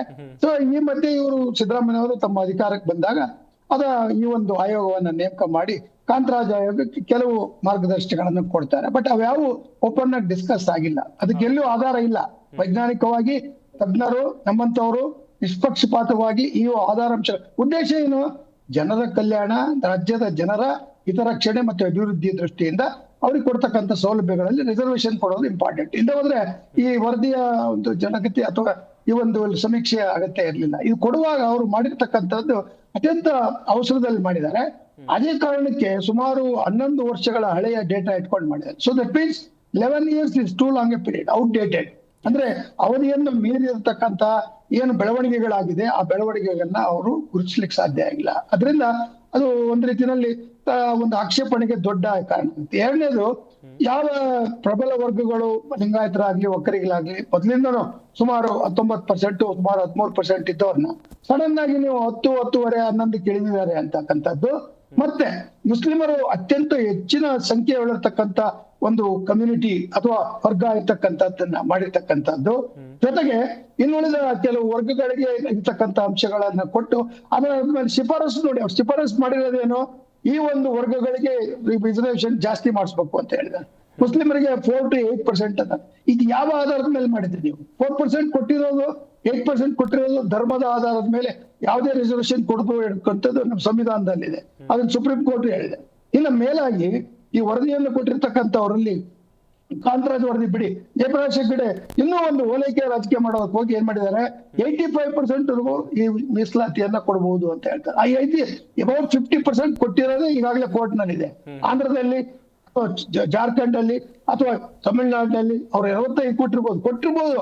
ಆದ್ರೆ ಅವೆಲ್ಲವೂ ಒಂದ್ ರೀತಿಯಲ್ಲಿ ಸುಪ್ರೀಂ ಕೋರ್ಟಿನ ಒಂದು ಪರಿಮಿತಿಯೊಳಗೆ ಅದಕ್ಕೆ ವಿಮರ್ಶೆ ಮಾಡ್ತಕ್ಕಂಥ ಅಧಿಕಾರ ಇದೆ. ಆದ್ರಿಂದ ಆ ಒಂದು ಸನ್ನಿವೇಶದಲ್ಲಿ ಇವರು ರಾಜಕೀಯವಾಗಿ ಇದನ್ನ ಮಾಡ್ತಾ ಇದ್ದಾರೆ ಅಂತಕ್ಕಂಥದ್ದು ಸ್ಪಷ್ಟವಾಗಿ ಮೇಲ್ನೋಟಕ್ಕೆ ಕಾಣುತ್ತೆ. ಯಾಕಂದ್ರೆ ಪೊಲಿಟಿಕಲಿ ಮೋಟಿವೇಟೆಡ್. ಇವ್ರಿಗೇನಂದ್ರೆ ರಾಹುಲ್ ಗಾಂಧಿ ಒತ್ತಡ ಇತ್ತು, ಮೊನ್ನೆ ಅಹಮದಾಬಾದ್ಗೆ ಹೋದಾಗ ಹೇಳಿರ್ಬೇಕು ಅದೇನ್ ರಿಪೋರ್ಟ್ ಇದೆ ಅದನ್ನ ಜಾರಿಗೆ ತಂದು ಬಿಡಿ ಅಂತ ಹೇಳಿದ್ದಾರೆ. ಸೊ ತಂದಿರತಕ್ಕಂಥ ಸಂದರ್ಭದಲ್ಲಿ ಮುಖ್ಯಮಂತ್ರಿಗಳಾಗಿರ್ತಕ್ಕಂಥ ಸಿದ್ದರಾಮಯ್ಯನವರು ಯಾವ ರೀತಿ ದೇವರಾಜ ಸ್ಥಾನವನ್ನ ಪಡಿಬೇಕು ಅಂತಕ್ಕಂಥ ಅವಸರದಲ್ಲಿದ್ರು ಆ ಸ್ಥಾನವನ್ನ ಪಡೆಯುವ ಒಂದು ದೊಡ್ಡ ಅವಕಾಶವನ್ನ ಕಳ್ಕೊಂಡಿದ್ದಾರೆ. ಯಾಕಂದ್ರೆ ಇದು ನಿಷ್ಪಕ್ಷಪಾತ ವರದಿ ಆಗಿಲ್ಲ, ವೈಜ್ಞಾನಿಕವಾದ ವರದಿ ಆಗಿಲ್ಲ. ಮತ್ತೆ ಅನೇಕ ಮೇಜರ್ ಕಮ್ಯುನಿಟಿಗಳಲ್ಲಿ ಇರ್ತಕ್ಕಂಥ ಒಕ್ಕಲಿಗರು ಮತ್ತು ಲಿಂಗಾಯತರಲ್ಲಿ ಮತ್ತು ಇತರ ಕಮ್ಯುನಿಟಿಗಳಲ್ಲಿ ಬ್ರಾಹ್ಮಣರು ಅದನ್ನೇ ಹೇಳಿದ್ರು. ಇವತ್ತು ಬ್ರಾಹ್ಮಣ ಮಹಾಸಭಾದ ಅಧ್ಯಕ್ಷರು ಹೇಳಿದ್ರು, ಬೆಂಗಳೂರಲ್ಲೇ 15 ಲಕ್ಷ ಇದೀವಿ ನಾವು, ನಮ್ಮನ್ನ ಇಡೀ ಕರ್ನಾಟಕದಲ್ಲಿ 15 ಲಕ್ಷ ಇರೋದಾದ್ರೆ ಇದು ಎಷ್ಟು ಅವಾಸ್ತವ ಮತ್ತು ಫ್ಯಾಕ್ಚುಯಲಿ ಇನ್ಕರೆಕ್ಟ್ ಅಂತಕ್ಕಂಥದ್ದನ್ನ ಅವ್ರು ಹೇಳಿದ್ದಾರೆ. ಅಂದ್ರೆ ಏನಾಯ್ತು, ಈ ರೀತಿಯ ಕೆಲ ವಿರೋಧಾಭಾಸಗಳನ್ನ ಉಳ್ಳಂತದ್ದನ್ನ ಇವರು ಕ್ಯಾಬಿನೆಟ್ ಅಲ್ಲಿ ನಾವು ನೋಡಿರ್ಲಿಲ್ಲ ಅಂತ ಕ್ಯಾಬಿನೆಟ್ ಸದಸ್ಯರಿಗೆ ಕೊಟ್ಟಿದ್ದಾರೆ, ಶಾಸಕರಿಗೆ ಕೊಟ್ಟಿಲ್ಲ. ಅದು ಮುಂದೆ ಅದಕ್ಕೆ ಬೇಕಾದಂತ ಪ್ರಕ್ರಿಯೆ ಆಗ್ಬೇಕು. ಇವೆಲ್ಲವನ್ನ ನೋಡಿದ್ರೆ ಏನೋ ಒಂದು ರೀತಿಯಲ್ಲಿ ಒತ್ತಡದಲ್ಲಿ ಮುಖ್ಯಮಂತ್ರಿಗಳು ಸಿಲ್ಕೊಂಡಿದ್ದಾರೆ. ನನ್ನ ಪ್ರಕಾರ ಮುಖ್ಯಮಂತ್ರಿ ಸಿದ್ದರಾಮಯ್ಯನವರಿಗೆ ಇದು ಅವರ ಒಂದು ಒಂದು ಇಮೇಜ್ ಇತ್ತಲ್ಲ, OBC ಲೀಡರ್, ಆ ಎಂತಕ್ಕಂತ ಒಂದು ಲೀಡರ್ ಅನ್ನ ಅವರ ಒಂದು ಸ್ಥಾನವನ್ನ ಗಟ್ಟಿ ಮಾಡಿಕೊಳ್ಳುವ ಸಂದರ್ಭದಲ್ಲಿ ಈ ರೀತಿಯ ಗೊಂದಲಕ್ಕೆ ಸಿಕ್ಕಾಕೊಂಡಿದ್ದಾರೆ. ಮತ್ತು ಅವರು ವಿಮರ್ಶೆ ಮಾಡ್ಕೊಳ್ಬೇಕು. ಈ ರೀತಿ ನಾವು ಮಾಡಿದ್ರೆ ಅವ್ರು ಹೇಳ್ತಾರೆ, ಮಾತಾಡ್ತಾರೆ, ಭಾಷಣದಲ್ಲಿ ಹೇಳ್ತಾರೆ ನಾನು ಯಾವ ಕಮ್ಯುನಿಟಿ ವಿರೋಧ ಇಲ್ಲ, ಆ ಪ್ರಶ್ನೆ ಬರೋದಿಲ್ಲ. ಇಲ್ಲಿ ಇರ್ತಕ್ಕಂಥದ್ದು ವಾಸ್ತವ ಸಂಗತಿ. ಒಂದು, ಲಿಂಗಾಯತರಲ್ಲೇ ಸುಮಾರು 30-40 ಉಪಜಾತಿಗಳಿದೆ. ಆ ಉಪಜಾತಿಗಳನ್ನು ನೀವು ಬೇಗ ಮಾಡ್ಬಿಟ್ರೆ ಅವ್ರು ಲಿಂಗಾಯತರು ಅಂತಕ್ಕಂಥ ಸನ್ನಿವೇಶನೇ ಬರೋದಿಲ್ಲ. ಕಾರಣ ಏನೋ ಅವ್ರ ಮೇಲೆ ಇಟ್ಟಿರ್ತಾರೆ. ಇನ್ನು ಮೇಲಾಗಿ ಮುಸ್ಲಿಮರೇ ಹೈಯೆಸ್ಟ್ ಸಂಖ್ಯೆಯಲ್ಲಿ ಇದ್ದಾರೆ ಅಂತಂದ್ರೆ ಅವ್ರಿಗೆ ಮೈನಾರಿಟಿ ಸ್ಟೇಟಸ್ ಅನ್ನು ವಾಪಸ್ ತೆಗೆದುಕೊಳ್ಬೇಕಾಗುತ್ತೆ. ಅವ್ರ ಡೇಂಜರ್ ಗೊತ್ತಾಗಿಲ್ಲ. ಇದು ಮುಸ್ಲಿಮರಿಗೆ ಅವರು ಆಘಾತವನ್ನು ಉಂಟು ಮಾಡ್ತಾರೆ. ಯಾಕೆಂದ್ರೆ ಅವರು ನ್ಯಾಷನಲ್ ಮೈನಾರಿಟಿ, ಆ ನ್ಯಾಷನಲ್ ಮೈನಾರಿಟಿಯನ್ನ ಇಲ್ಲಿ ಹೆಚ್ಚಾಗಿದ್ದಾರೆ 4-8%. ಅಂದ್ರೆ ಏನಾಯ್ತು, ಈ ಒಂದು ಅಪೀಸ್ಮೆಂಟ್ ಮತ ಗಳಿಸುವ, ಮತಗಳನ್ನ ಭದ್ರಗೊಳಿಸ್ತಕ್ಕಂಥ ಒಂದು ವೋಟ್ ಬ್ಯಾಂಕ್ ಪಾಲಿಟಿಕ್ಸ್ ನಲ್ಲಿ ಇದು ಮಾಡಿದ್ದಾರೆ ಅಂತಕ್ಕಂಥದ್ದು ಮೇಲ್ನೋಟಕ್ಕೆ ಕಾಣುತ್ತೆ. ಅದು ವಾಸ್ತವಾಂಶ 17ನೇ ತಾರೀಕು ಚರ್ಚೆ ಆದ್ಮೇಲೆ ಗೊತ್ತಾಗುತ್ತೆ. ಅದನ್ನ ನೀವು ತಗೊಳ್ಳೋಣ. ಆದ್ರೆ ಈಗ ಲೀಕ್ ಆಗಿರೋದು ನೀವು ಪತ್ರಿಕೆಗಳಲ್ಲಿ ತಂದಿರ್ತಕ್ಕಂಥದ್ದನ್ನ ಆಧಾರ ಇಟ್ಕೊಂಡು ನಾವು ಮಾತಾಡ್ತಾ ಇದೀವಿ. ಅದ್ರಲ್ಲಿ ನಮ್ಗೇನ್ ಫೋರ್ಸ್ ಇಲ್ಲ. ಆದ್ರೆ ಈ ರೀತಿ ಏನಾದ್ರೂ ಅದು ನಿಜ ಆದ್ರೆ ಅಲ್ಲಿರ್ತಕ್ಕಂಥ ಕಾಂಗ್ರೆಸ್ ನಲ್ಲಿ ಇರ್ತಕ್ಕಂಥ ಮೇಲ್ಜಾತಿಯ ಶಾಸಕರು ಮಂತ್ರಿಗಳು, ನಾಯಕರು ಮತ್ತು ಸಮಾಜದ ಹಿರಿಯರು ಇವೆಲ್ಲವನ್ನು ವಿರೋಧಿಸ್ತಾರೆ ಅಂತಕ್ಕಂಥದ್ದು ಈಗಾಗಲೇ ಬಂದಿದೆ. ಲಕ್ಷ್ಮೀ ಹೆಬ್ಬಾಳ್ಕರ್ ಸ್ಟೇಟ್ಮೆಂಟ್ ಕೊಟ್ಬಿಟ್ಟಿದ್ದಾರೆ, ನಾವು ವೀರಶೈವ ಲಿಂಗಾಯತರ ಮಧ್ಯೆ ಈ ರೀತಿ ಒಡಕ್ ತರಬಾರ್ದು. ಇದು ಮತ್ತೆ ಅಂದ್ರೆ ನನ್ನ ಒಂದು ಅಭಿಪ್ರಾಯ ಏನಂದ್ರೆ ಇದು ಅತ್ಯಂತ ಗೊಂದಲದಲ್ಲಿರ್ತಕ್ಕಂಥ ಮತ್ತು ಅನುಮಾನಕ್ಕೆ ಕಾರಣವಾದಂತ ಮತ್ತು ಸಂಶಯ ಪಡ್ತಕ್ಕಂಥ ಒಂದು ರೀತಿಯಲ್ಲಿ ಅವೈಜ್ಞಾನಿಕವಾದ ವರದಿಯಾಗಿ ಇದು ಸರ್ಕಾರಕ್ಕೆ ಮುಖಭಂಗ. ಸ್ಪೆಷಲಿ ಮುಖ್ಯಮಂತ್ರಿ ಸಿದ್ದರಾಮಯ್ಯನವರು ಅಂಕಿಅಂಶಗಳಲ್ಲಿ ಬಹಳ ಖಚಿತತೆ ಉಳ್ಳತಕ್ಕಂಥವ್ರು, ಅವರು ಸಹ ಇದರಲ್ಲಿ ಎಡವಿದ್ದಾರೆ ಅಂತಕ್ಕಂಥದ್ದು ಮೇಲ್ನೋಟ ಕಾಣುತ್ತೆ. ಅವ್ರು ಏನೇ ಹೇಳ್ಬೋದು, ಇದಕ್ಕೆ ಉದಾಹರಣೆಗೆ ಉತ್ತರದಲ್ಲಿ ಏನೇ ಹೇಳ್ಬೋದು, ಅವ್ರ ಹಂಗೆ ಇವ್ರಂಗೆ ಅಂತ ಆ ಪ್ರಶ್ನೆ ಬರುವುದಿಲ್ಲ. Facts are secret, opinions differ. ಅಂದ್ರೆ ಏನಾಯ್ತು, ಆಧಾರಾಂಶಗಳು ಪವಿತ್ರತೆಯನ್ನ ಉಳಿಸ್ಕೊಳ್ತವೆ ಮತ್ತೆ ನಿಮ್ಮ ಅಭಿಪ್ರಾಯಗಳು ರಾಜಕೀಯವಾಗಿ ಅವು ವ್ಯಕ್ತಪಡಿಸ್ತವೆ. ಅದೃಷ್ಟಿಯಿಂದ ಬಹಳ ಹುಷಾರಾಗಿ ಇರ್ಬೇಕಂತ ಮುಖ್ಯಮಂತ್ರಿಗಳು ಈಗ ಎಡವಿದ್ರು. ರಾಹುಲ್ ಗಾಂಧಿ ಅವರ ಒತ್ತಡಕ್ಕೆ ಸಿಕ್ಕಾಕೊಂಡು ಎಡವಿದ್ದಾರೆ ಅಂತಕ್ಕಂಥದ್ದು ಕಾಣುತ್ತೆ. ಜೊತೆ ಕಾಂಗ್ರೆಸ್ ಪಕ್ಷಕ್ಕೆ ಇದು ದೊಡ್ಡ ಏಟನ್ನು ಕೊಡುತ್ತೆ. ಬರುವ ಚುನಾವಣೆ ಇರ್ಲಿ, ನೀವು ಚುನಾವಣೆಯಲ್ಲಿ ಗೆಲ್ಲೋದು ರಾಜ್ಯದ ಜನರ ಹಿತವನ್ನು ನೋಡ್ಕೊಳ್ಳಿ. ಎಲ್ಲ ವರ್ಗಗಳನ್ನು ಕೊಂಡೊಯ್ತಾರೆ. ಆರ್ಥಿಕವಾಗಿ ಹಿಂದುಳಿತಕ್ಕಂಥವ್ರನ್ನ ಮೇಲ್ತರ್ತಕ್ಕಂಥ ಸರ್ಕಾರ ಇದಾಗಬೇಕಾಗಿತ್ತು. ಆದ್ರೆ ಜಾತಿಗಳನ್ನು ಒಡೆದು ಅವರಿಗೆ ಒಂದು ಅನುಕೂಲ ಕೊಡ್ತೇವೆ ಅಂತಕ್ಕಂಥ ಒಂದು ಭರವಸೆಯ ಒಂದು ಫಾಲ್ಸ್ ಪಿಕ್ಚರ್ ಅನ್ನ ಕೊಡ್ತಕ್ಕಂಥದ್ದು ಇದೆಯಲ್ಲ. 78 ವರ್ಷ ಆದ್ರೂ ಇನ್ನೂ ಬರ್ತಾನೆ ಹೋಗಿಲ್ಲ. ಕಾರಣ ಏನು? ನೀವು ಮಾಡಿರ್ತಕ್ಕಂಥ ಈ ರೀತಿಯ ಡಿವೈಡ್ ಅಂಡ್ ರೂಲ್, ಈ ಡಿವೈಡ್ ಅಂಡ್ ರೂಲ್ಗೆ ಈಗಿನ ಸರ್ಕಾರ ಕಾರಣ ಆಗಬಾರ್ದಿತ್ತು. ಅದು ಬಹಳ ಅತ್ಯಂತ ದುಃಖಕರವಾದದ್ದು, ವಿಷಾದನೀಯವಾದ್ದು ಅಂತಕ್ಕಂಥದ್ದನ್ನ ಆರಂಭದಲ್ಲಿ ನಾನು ಹೇಳಲಿಕ್ಕೆ ಇಷ್ಟಪಡ್ತೀನಿ. ವೆಲ್ ಸರ್ ಗಮನಿಸ್ತಾ ಇರ್ಬೋದು ವೀಕ್ಷಕರೇ, ಒಂದ್ ಕಡೆಯಲ್ಲಿ ಈ ಒಡೆದು ಆಳುವ ನೀತಿ ಸರಿಯಲ್ಲ ಎನ್ನುವುದಾಗಿ ಒಂದಷ್ಟು ಅಭಿಪ್ರಾಯಗಳು ವ್ಯಕ್ತವಾಗ್ತಾ ಇದೆ. ಇದನ್ನ ಹೇಳ್ತಾ ಇರೋದು ವಿರೋಧ ಪಕ್ಷಗಳು ಮಾತ್ರ ಅಲ್ಲ, ಕಾಂಗ್ರೆಸ್ನಲ್ಲಿರುವಂತಹ ನಾಯಕರುಗಳು ಕೂಡ ಹೇಳ್ತಾ ಇದ್ದಾರೆ. ಕಾಂಗ್ರೆಸ್ನ ನಾಯಕರೇ ಇವತ್ತು ಮಾಧ್ಯಮಗಳ ಜೊತೆ ಮಾತನಾಡುವಂತ ಸಂದರ್ಭದಲ್ಲಿ ಈ ಒಡೆದು ಆಳುವ ನೀತಿ ಸರಿಯಲ್ಲ, ಒಂದ್ ವೇಳೆ ಆ ರೀತಿ ಆಗಿದ್ರೆ ಸರಿಪಡಿಸಬೇಕು ಸರ್ಕಾರ ಎನ್ನುವುದಾಗಿ ಯದುಕುಮಾರ್ ಗೌಡ್ರನ್ನ ಮಾತನಾಡಿಸ್ತಾ ಹೋಗೋಣ. ಸರ್, ಈಗ ಸಂಪುಟದಲ್ಲಿರುವವರು ಈ ವರದಿಯನ್ನು ನೋಡಿದ್ದಾರೆ, ಅದರ ಹೊರತಾಗಿ ಬೇರೆ ಯಾರು ಕೂಡ ಈ ವರದಿಯನ್ನ ನೋಡಿಲ್ಲ ಎನ್ನುವುದಾಗಿ ಒಂದಷ್ಟು ಚರ್ಚೆಗಳಾಗ್ತಾ ಇವೆ. ಅಂಕಿ ಅಂಶಗಳ ಕುರಿತು ಸಚಿವರಿಗೆ ಮಾತ್ರ ಕ್ಲಾರಿಟಿ ಇದೆ, ಅದರ ಹೊರತಾಗಿ ಬೇರೆಯವರಿಗಿಲ್ಲ ಎನ್ನುವುದಾಗಿ. ಈ ವರದಿ ಜಾರಿಗೆ ಬರೋಕ್ಕೂ ಮುಂಚಿತವಾಗಿ ಯಾಕೆ ವಿರೋಧ ಅಂತ ಹೇಳಿ ಸರ್? ಸೊ ಹಾಗಾದ್ರೆ ಮಾಧ್ಯಮದಲ್ಲಿ ತೋರಿಸ್ತಾ ಇರೋ ಜವಾಬ್ದಾರಿಯುತವಾಗಿ ಎಲ್ಲಾ ಮಾಧ್ಯಮಗಳು ತೋರಿಸ್ತಾ ಇರ್ಬೇಕಾದ್ರೆ ಮಾಧ್ಯಮದ ದೊಡ್ಡ ಜವಾಬ್ದಾರಿ ಇರುತ್ತಲ್ಲ ಸರ್. ಯಾಕಂದ್ರೆ ಮಾಧ್ಯಮ ತೋರಿಸ್ತಾ ಇರುವಂತದ್ದು ಏನಂದ್ರೆ ಜನಸಾಮಾನ್ಯರ ವಿಷಯ, ಜನರ ಬಾಳಿನ ವಿಷಯ ತೋರಿಸ್ತಾ ಇರುವಂತದ್ದು. ಆ ತರ ಇರ್ಬೇಕಾದಾಗ ಮಾಧ್ಯಮ ಜವಾಬ್ದಾರಿಯುತವಾಗಿ ತೋರಿಸ್ಬೇಕಾದಾಗ ವಿರೋಧ ಪಕ್ಷವಾಗ್ಬೋದು, ಅದಕ್ಕೆ ಜವಾಬ್ದಾರಿಯುತವಾಗಿ ಚರ್ಚೆ ಆಗ್ಬೇಕು ಅನ್ನೋದೇ ನಮ್ದು ಉದ್ದೇಶ ಆಗಿರೋದಲ್ಲ. ಆ ತರ ಉದ್ದೇಶ ಸದುದ್ದೇಶ ಮಾಧ್ಯಮದ್ದು ಆಗಿರ್ಬೇಕಾದ ವಿರೋಧ ಪಕ್ಷದ ನಮ್ದು ಆಗಿದೆ. ನಾವೇನ್ ಹೇಳ್ತಾ ಇರೋದಂದ್ರೆ ಈ ಲೀಕ್ಡ್ ಇನ್ಫಾರ್ಮೇಶನ್ಸ್ ಇದ್ದಾಗ ಇದೆಲ್ಲ ಮುಖ್ಯಮಂತ್ರಿ ಹೇಳ್ಬೋದಲ್ಲ, ಇದೆಲ್ಲ ಯಾವ್ದು ಮಾಧ್ಯಮದಲ್ಲಿ ಬರ್ತಾ ಇರೋದು ಯಾವ್ದು ಸುಳ್ಳು, ನಿಜ ಅಲ್ಲ ಅಂತ ಹೇಳ್ಬೋದು. ಯಾರಾದ್ರೂ ಒಬ್ರು ಸ್ಟೇಟ್ಮೆಂಟ್ ಕೊಟ್ಟಿದಾರ? ಒಬ್ರು ಇಲ್ಲ. ಅಲ್ಲಿ ನೀವೇನ್ ಪ್ರೂವ್ ಮಾಡಕ್ ಹೋಗಿದ್ದೀರಾ? ಯಾವ್ದೋ ಒಂದು ಸಮುದಾಯನ, ಮುಸ್ಲಿಂ ಸಮುದಾಯನ ನಂಬರ್ 1 ಅಂತ ಮಾಡಂತ ಹೋಗಿದ್ದೀರಾ. Well and good. ಅದೇ ಸಮುದಾಯದ ಸ್ವಲ್ಪ ವಿಧಾನಸಭೆ ಅಧಿವೇಶನ ಮಾಡ್ಬೇಕಾದಾಗ 4% ಹೆಚ್ಚಿಗೆ ಮಾಡಿದ್ರಲ್ಲ, ಮತ್ತೆ 1% ಬೇರೆ ಇದನ್ನ ಇದು ಮಾಡಿದ್ರಲ್ಲ, ಹಂಗಂದ್ರೆ ಅದನ್ನ ಏನ್ ಮಾಡ್ತೀರಿ ಇವಾಗ? ಇಮಿಡಿಯೇಟ್ ಕೋರ್ಸಸ್ ಅಲ್ಲಿ ತೆಗ್ದಾಕ್ಬಿಡ್ತೀರಾ? ನಂಬರ್ 1 ಇರೋಂಥದ್ರಲ್ಲೇ ನಿಮ್ದು ಇದಿರ್ಬೇಕಾದ್ರೆ ಆಡಳಿತ ಪಕ್ಷದ ಕಾಂಗ್ರೆಸ್ನಲ್ಲೇ 39 ಶಾಸಕರು ಲಿಂಗಾಯತ ಸಮುದಾಯದವರು. ಹಾಗಾದ್ರೆ ನಿಮ್ಮ ರಾಜೀನಾಮೆ ಕೊಟ್ಬಿಡ್ತೀರಾ ನೀವು? ನಂಬರ್ 1 ಅವರಿದ್ದ ರಾಜೀನಾಮೆ ಕೊಟ್ಬಿಡ್ತೀರಾ, ಬಿಟ್ಕೊಟ್ಬಿಡ್ತೀರಾ ನಂಬರ್ 1 ಅಂತ ಅಂದ್ಬಿಟ್ಟು? ಏನ್ ಪ್ರೂವ್ ಮಾಡ್ಕೊಳಕ್ ಹೋಗಿದ್ದೀರಾ ನೀವು ಅದಲ್ಲಿ ಸರ್? ಹಾಗಾದ್ರೆ ಜಾತಿ ಮೀಸಲಾತಿಲಿ ಬಂದಾಗ ಮುಸಲ್ಮಾನರದ್ದು 12.8% ಬರುತ್ತೆ, ಮೀಸಲಾತಿಲಿ ಬಂದಾಗ 18% ಬರುತ್ತೆ. ಹೇಗೆ ಹೆಚ್ಚಿಗೆ ಆಗುತ್ತೆ ಸರ್ ಅದಲ್ಲಿ? ಒಕ್ಕಲಿಗ ಸಮುದಾಯದಲ್ಲಿ 110ರಿಂದ 150 ಒಳಪಂಗಡಿಗಳಿವೆ. ಅದನ್ನ ನೀವು ಇದ್ ಮಾಡಿದ್ರಿ, ವಿಭಾಗ ಮಾಡ್ಬಿಟ್ರಿ.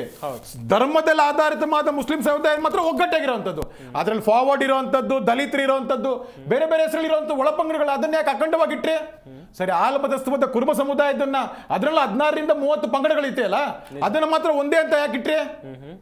ಅರ್ಥ ಆಗುತ್ತಲ್ಲ ಸರ್? ಇದ್ರಲ್ಲಿ ಮೇಲ್ನೋಟಕ್ಕೆ ಯಾರೇ ಒಬ್ಬ ಕಾರ್ಯಕರ್ತ ಆಗ್ಬೋದು, ಯಾರೇ ಒಬ್ಬ ಸಮುದಾಯದ ನಾಯಕರಾಗ್ಬೋದು, ಏನೇ ಆಗ್ಬೋದು, ತಮ್ಮ ಸಮುದಾಯಕ್ಕೆ ಅನುಮಾನ ಇರಬೇಕಾದಾಗ ಏನೊಂದು ದೊಡ್ಡದಾಗಿ ನಾವು ಬಿಂಬಿಸ್ಕೊಂಡಿದ್ವಿ, ದೊಡ್ಡದಾಗಿ ಇದು ಮಾಡ್ಕೊಂಡಿದ್ವಿ, ಅದನ್ನ ಕ್ಷೀಣವಾಗಿ ಕಾಣಿಸುವಂಥದ್ದನ್ನ, ಮತ್ತೊಂದನ್ನ ದೊಡ್ಡದಾಗಿ ಕಾಣಿಸುವಂಥದ್ದನ್ನ, ನಿಮ್ಮ ಉದ್ದೇಶ ಆದ್ರೂ ಏನು ನಿಮ್ದು? ಸಮಾಜವನ್ನು ಒಡೆಯುವಂತ ಉದ್ದೇಶ ನಿಮ್ದು. ಸರ್, ಈಗ ಆರ್ಥಿಕವಾಗಿ, ಶೈಕ್ಷಣಿಕವಾಗಿ ಮತ್ತು ಇವ್ರನ್ನೆಲ್ಲ ಸಾಮಾಜಿಕವಾಗಿ ಅಂದ್ರಲ್ಲ, ಸ್ವಾತಂತ್ರ್ಯ ಬಂದಾಗಿಂದ 50 ವರ್ಷಗಳ ಕಾಲ ಇವರೇ ಇದ್ರಲ್ಲ, ಅವ್ರನ್ನ ಏನ್ ಮಾಡಿದ್ವಿ ಇವ್ರನ್ನ? ಅಂದ್ರೆ ಇವರ 50 ವರ್ಷದ ಆಳ್ವಿಕೆಯ ಪರಿಣಾಮನೇ ಇವ್ರದ್ದು ಇವತ್ತು. ಅಂದ್ರೆ ಇವ್ರ ಜನಸಂಖ್ಯೆ ಮಾತ್ರ ಜಾಸ್ತಿ ಮಾಡಿದ್ರು, ಇವ್ರ ಅಭಿವೃದ್ಧಿಯನ್ನ ಶೂನ್ಯ ಮಾಡಿದ್ರು. ಜನ ತಿಳ್ಕೋಬೇಕು, ಸಮುದಾಯದ ಜನಗಳು ಏನ್ ಜಾಸ್ತಿ 75 ಲಕ್ಷ ಅಂತ ಬಿಂಬಿಸ್ತಾ ಇದಾರಲ್ಲ, ನಿಮ್ಮನ್ನ ಏನ್ ಮಾಡಿಕ್ಕಿದ್ದಾರೆ? ಬರೀ ನಿಮ್ಮ ಸಂಖ್ಯೆ ಜಾಸ್ತಿ ಮಾಡಿದ್ದಾರೆ. ಯಾವ್ದಕ್ಕೋಸ್ಕರ ಸಂಖ್ಯೆ ಜಾಸ್ತಿ ಮಾಡಿದ್ದಾರೆ? ಓಟ್ಗೋಸ್ಕರ ಸಂಖ್ಯೆ ಮಾಡಿದ್ದಾರೆ. ನಿಮ್ಮ ಸಾಮಾಜಿಕದೇನಾಯ್ತು, ಆರ್ಥಿಕದೇನಾಯ್ತು, ಮತ್ತೆ ನಿಮ್ಮ ಶೈಕ್ಷಣಿಕದೇನಾಯ್ತು? 0. ಇದನ್ನ ಮಾಡ್ತಾ ಇರುವಂತದ್ದನ್ನ ಇದನ್ನ ನಾವು ಪ್ರಶ್ನೆ ಮಾಡ್ತಾ ಇರುವಂತದ್ದು. ಇದನ್ನ ಪ್ರಶ್ನೆ ಮಾಡ್ತಾ ಇರ್ಬೇಕಾದಾಗ ಅದಕ್ಕೆ ಜವಾಬ್ದಾರಿಯುತವಾಗಿ, ಹಾಗಾದ್ರೆ ನೀವು ಏನು ವಿಧಾನಸಭಾ ಅನುಸಾರವಾಗಿ ಏನೇನು ಯಾರ್ಯಾರಿಗೆ ಗೆಲ್ಲಬೇಕು ಆ ರೀತಿ ಸಮೀಕ್ಷೆ ಕೊಟ್ಟಿದ್ದೀರಾ? ಇಲ್ಲ ತಾನೆ, ಒಟ್ಟಾರೆಯಾಗಿ ಕೊಟ್ಟಿರುತ್ತಾನೆ. ಇಲ್ಲಿ ಆಡಳಿತವಾಗಿ ಅವರಿಗೆ ಕಾಪಿಗಳು ಸಿಕ್ಕಿರ್ಬೇಕಾದಾಗ ಮಾತಾಡ್ತಾ ಇರೋದು, ಭಿನ್ನ ಎತ್ತಾ ಇರೋದು ಆಡಳಿತ ಪಕ್ಷದವರ, ಅದಕ್ಕಿಂತ ಜಾಸ್ತಿ ಮಾಡ್ತಾ ಇರೋದು ಯಾರು ಮಾಡ್ತಾ ಇರೋದು? ಅವರೇ ಅಲ್ವಾ? ಅದಲ್ಲಿ ಜನ ನಿಮಗೆ ಪೆನ್ನು ಪೇಪರ್ ಕೊಟ್ಟಿರುವಂತದ್ದು ಸಮುದಾಯದ ರಕ್ಷಣೆ ಮಾಡಬೇಕು ಅಂತ. ಸಮುದಾಯದ ರಕ್ಷಣೆ ಮಾಡ್ತೀರಾ? ನೀನ್ ಯಾರು ಒದ್ದು ಕಿತ್ಕೊತೀರ ಅಂತ ನಿನ್ಗಂತೆಲ್ಲ ಕೊಡ್ತೇನೆ ಅಂತದ್ದು ಸಮುದಾಯದ ರಕ್ಷಣೆ ಮಾಡಬೇಕು. ಸಮುದಾಯದ ರಕ್ಷಣೆಯನ್ನು ಮಾಡಕ್ಕಾಗದೇ ಇರುವಂತ ನಾಯಕರು ಕುರ್ಚಿ ಬಿಟ್ಟು ಇಳ್ಬೇಕು. ಜಾತಿ ಜನಗಣತಿ ವರದಿ ಸದ್ಯ ರಾಜ್ಯ ಸರ್ಕಾರಕ್ಕೆ ತಲಬಿಸಿ ತರಿಸಿರುವಂತ ಮ್ಯಾಟರ್ ಇದು. ಒಕ್ಕಲಿಗ ಹಾಗೆಯೇ ಲಿಂಗಾಯತ ಸಮುದಾಯದ ನಾಯಕರಿಂದ ಸಾಕಷ್ಟು ಆಕ್ರೋಶ ವ್ಯಕ್ತವಾಗ್ತಾ ಇದೆ. ಅದು ಬೇರೆ ಪಕ್ಷದವರಿಂದಲ್ಲ, ಸ್ವಪಕ್ಷದವರಿಂದಲೇ. ಇತ್ತ ಕರ್ನಾಟಕ ಬಂದ್ಗೂ ಕೂಡ ಕರೆಯನ್ನು ಕೊಟ್ಟಿದ್ದಾರೆ, ಎಚ್ಚರಿಕೆಯನ್ನು ಕೊಟ್ಟಿದ್ದಾರೆ ಎನ್ನುವಂಥ ವಿಚಾರವನ್ನ ಎಲ್ಲರೂ ಕೂಡ ಗಮನಿಸಲೇಬೇಕಾಗುತ್ತೆ. JDS ವಕ್ತಾರರಾಗಿರುವಂಥ ರಿಷಿಕ್ ವಿವನ್ ಗೌಡ್ರನ್ನ ಮಾತನಾಡಿಸ್ತಾ ಹೋಗೋಣ. ಸರ್, ದೊಡ್ಡ ಮಟ್ಟದಲ್ಲಿ ಒಂದ್ ಕಡೆಯಲ್ಲಿ ಚರ್ಚೆ ಆಗ್ತಾ ಇದೆ, ಇನ್ನೊಂದು ಕಡೆಯಲ್ಲಿ ಮುಖ್ಯಮಂತ್ರಿ ಸಿದ್ದರಾಮಯ್ಯ ತಮ್ಮ ಕುರ್ಚಿಗೆ ಕಂಟಕ ಬಂದಾಗ ಈ ರೀತಿಯಾದಂಥ ಮ್ಯಾಟರ್ಗಳನ್ನು ಮುನ್ನೆಲೆಗೆ ತರ್ತಾರೆ ಎನ್ನುವಂಥ ವಿಚಾರ. ಏನು ಹೇಳ್ತೀರಾ ಇದರ ಬಗ್ಗೆ ಅಂತೇಳಿ? ರಾಷ್ಟ್ರೀಯ ಪಕ್ಷ ಕಾಂಗ್ರೆಸ್ ಅವ್ರು ಏನಿದೆಯಲ್ಲ, ಕರ್ನಾಟಕದಲ್ಲಿ it's a cash cow. Okay, ನಿಮಗೆ ಬೇರೆಯವರಿಗೆ ದೇಶದಲ್ಲಿ ಇನ್ಯಾವುದಾದ್ರೂ ರಾಜ್ಯದಲ್ಲಿ ರಾಜಕೀಯವಾಗಿ ಅಸ್ತಿತ್ವ ಉಳಿಸ್ಕೋಬೇಕು ಅಂತ ಹೇಳಿದ್ರೆ ಇಲ್ಲಿ ಅವರು ಸರ್ಕಾರದಲ್ಲಿ ಇರುವಂಥದ್ದು ಅಷ್ಟೇ ಮುಖ್ಯ. ಓಕೆ, ಆ ಸರ್ಕಾರಕ್ಕೆ ಯಾವಾಗ ಮುಖಭಂಗ ಆಗುತ್ತೆ ಅಂದರೆ, ಈಗ ಎರಡು ವರ್ಷದಿಂದ ಅವರು ಅಧಿಕಾರಕ್ಕೆ ಬಂದಿದ್ದ ಟೈಮಿಂದನೂ ಅವ್ರು ಏನು ಮಾಡ್ಕೊಂಡ್ಬಂದಿದ್ದಾರೆ ಅಂತ ಹೇಳಿದ್ರೆ ಅಭಿವೃದ್ಧಿ ಶೂನ್ಯದ ಕೆಲಸ. ಈಗ ಮುಖಭಂಗ ಆಗ್ತಿದೆ ಅನ್ಬೇಕಾದ್ರೆ ಬೆಸ್ಟ್ ಪಾಲಿಸಿ ಏನು? Divide and rule policy. Okay, ಜನರಲ್ಲಿ ನಿಮಗೆ ದ್ವಂದ್ವ ಅಂದರೆ ಡೈವರ್ಟ್ ದ ಸಬ್ಜೆಕ್ಟ್. ಓಕೆ, ಈಗ ಜನ ಏನು ಮಾಡ್ತಾರೆ ನೋಡಿ, ನಾವು ಇಷ್ಟು ಜನ ಇದ್ದೀವ, ನಮ್ಮ ಕ್ಯಾಸ್ಟ್ ಇಷ್ಟಿದೆಯಾ, ನಮ್ಮ ಕ್ಯಾಸ್ಟ್ ಇಷ್ಟಿದೆಯಾ ಅಂತ ಅಂದ್ಬಿಟ್ಟು ನಾವು ಬರೀ ಇವಾಗ ಎಲ್ಲ ಏನು ಮಾಡ್ತಾ ಇದ್ದೀವಿ, ಈ ಸೆನ್ಸಸ್ ಅನ್ಅಫಿಷಿಯಲ್ ರಿಪೋರ್ಟ್ ಬಂದಾಗಲಿಂದನೂ ಬರೀ ಇದ್ರ ವಿಚಾರವಾಗಿ ಯೋಚನೆ ಮಾಡ್ತಾ ಇದ್ದೀವಿ ಹೊರತು ಅವ್ರು ಎಷ್ಟು ಭ್ರಷ್ಟಾಚಾರ ಮಾಡಿದ್ರು ಅನ್ನೋದ್ರ ಬಗ್ಗೆ ಹೋಯ್ತು ಫೋಕಸ್ಸು. ಓಕೆ, ಎಷ್ಟು ಅಭಿವೃದ್ಧಿ ಮಾಡಿದ್ರಾ ಮಾಡಲಿಲ್ವಾ ಅನ್ನೋದ್ರ ಫೋಕಸ್ ಹೋಯ್ತು. ಈಗ 17ನೇ ತಾರೀಕು ಬೇರೆ ಮುಹೂರ್ತ ಇಟ್ಕೊಂಡಿದ್ದೀವಿ ಅಂತ ಹೇಳ್ತಾ ಇದ್ದಾರೆ. ಸೊ ಈಗ ಎಲ್ಲರ ಫೋಕಸ್ಸು 17ನೇ ತಾರೀಕು. ಸೊ 17ನೇ ತಾರೀಕು ಆದಮೇಲೆ ಏನಾಗುತ್ತೆ, ಮತ್ತೆ ಇನ್ನೊಂದು ತಿಂಗಳು ಇವ್ರು ಹೆಂಗಾದರೂ ಮಾಡಿ ಇದೇ ಒಂದು ಶೋನ ನಡೆಸ್ತಾರೆ. 100% ಗೊತ್ತು ಅವ್ರಿಗೆ ಇದು ಯಾವುದು ಫೀಸಿಬಲ್ ಇಲ್ಲ ಅಂತ. ಯಾಕೆ ಅಂತ ಹೇಳಿದ್ರೆ 2026 ಸೆಂಟ್ರಲ್ ಗೌರ್ಮೆಂಟ್ ಇಂದ ನಿಮಗೆ ಒಂದು ಸೆನ್ಸಸ್ ಬರ್ತಾ ಇದೆ ಅಫಿಷಿಯಲ್ ಆಗಿ. ಸೊ ಇದು ಎಲ್ಲ ವ್ಯಾನಿಷ್ ಆಗುತ್ತೆ ಅಂತ ಗೊತ್ತು. ಈಗ ಏನು ಇವರು ಬೋಗಸ್ ಟೋಪಿಗಳು ಆಗ್ತಾ ಇದಾರಲ್ಲ ಎಲ್ಲರಿಗೂ, ನಿಮಗೆ 4% ಕೊಟ್ಬಿಡ್ತೀವಿ, ಅಷ್ಟು ಕೊಡ್ತೀವಿ, ಇಷ್ಟು ಕೊಡ್ತೀವಿ, PWD ವರ್ಕ್ಸ್ಗಳಲ್ಲಿ ಮತ್ತೊಂದು ಅಂತೆಲ್ಲ ಏನು ಹೇಳ್ತಾ ಇದಾರಲ್ಲ, ಅದು ಯಾವುದು ಇಂಪ್ಲಿಮೆಂಟ್ ಮಾಡೋಕ್ಕಾಗಲ್ಲ ನಿಮಗೆ. 100% ಬೋಗಸ್ ಅದೆಲ್ಲ ಅದು.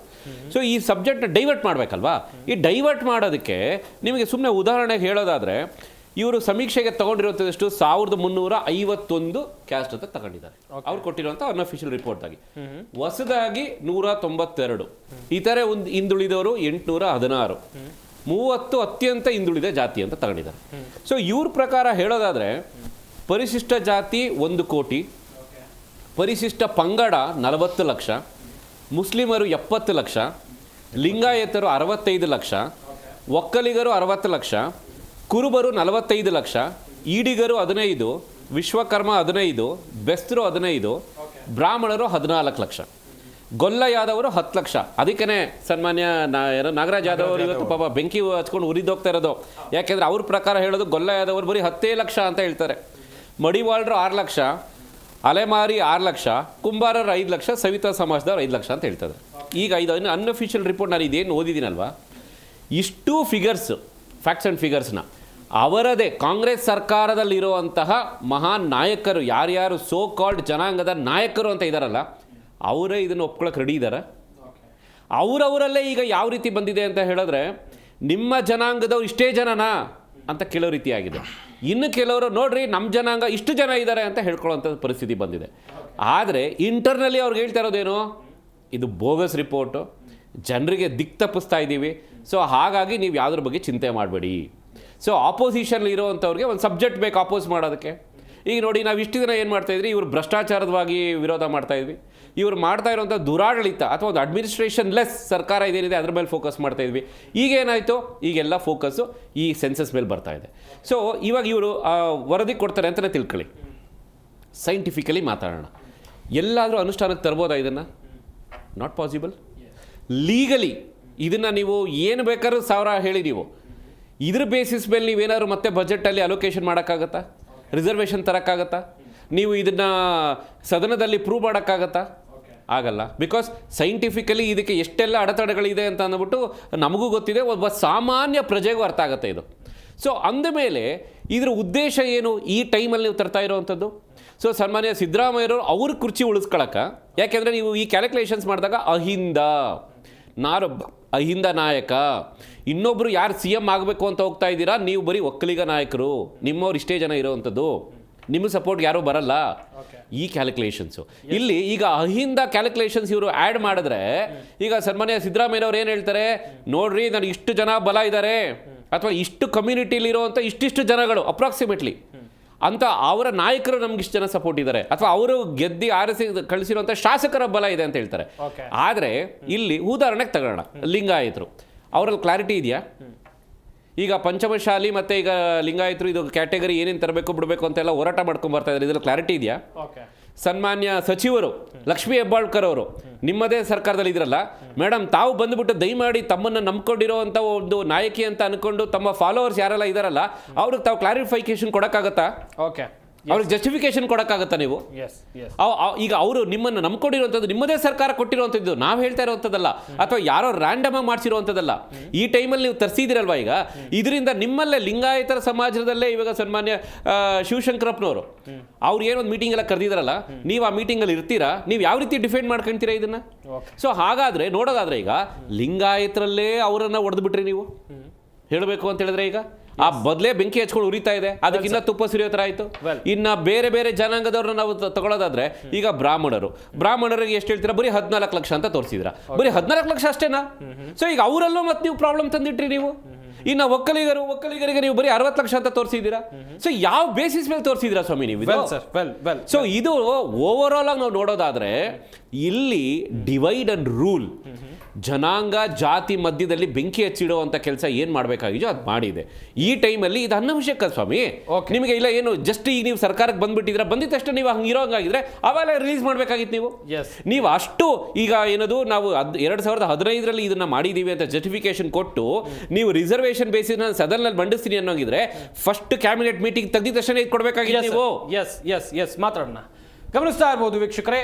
ಪುರಾಣಿಕ್ ಸರ್, ಈಗ ಈ ಜಾತಿ ಗಣತಿ ವಿಚಾರವಾಗಿ, ಜಾತಿ ಜನಗಣತಿ ವಿಚಾರವಾಗಿ ಒಂದಷ್ಟು ಸ್ವಾರಸ್ಯಕರ ವಿಚಾರಗಳು ಈಗ ಚರ್ಚೆ ಆಗ್ತಾ ಇರುವಂಥದ್ದು.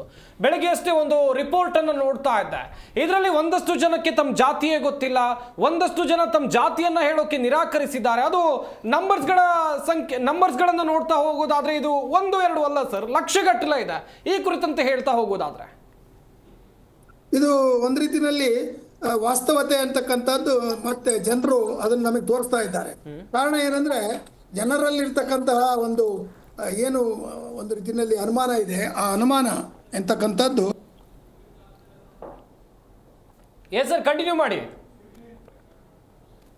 ಪುರಾಣಿಕ್ ಸರ್, ನನ್ನ ಧ್ವನಿ ಕೇಳ್ತಾ ಇದೆಯಾ ಸರ್?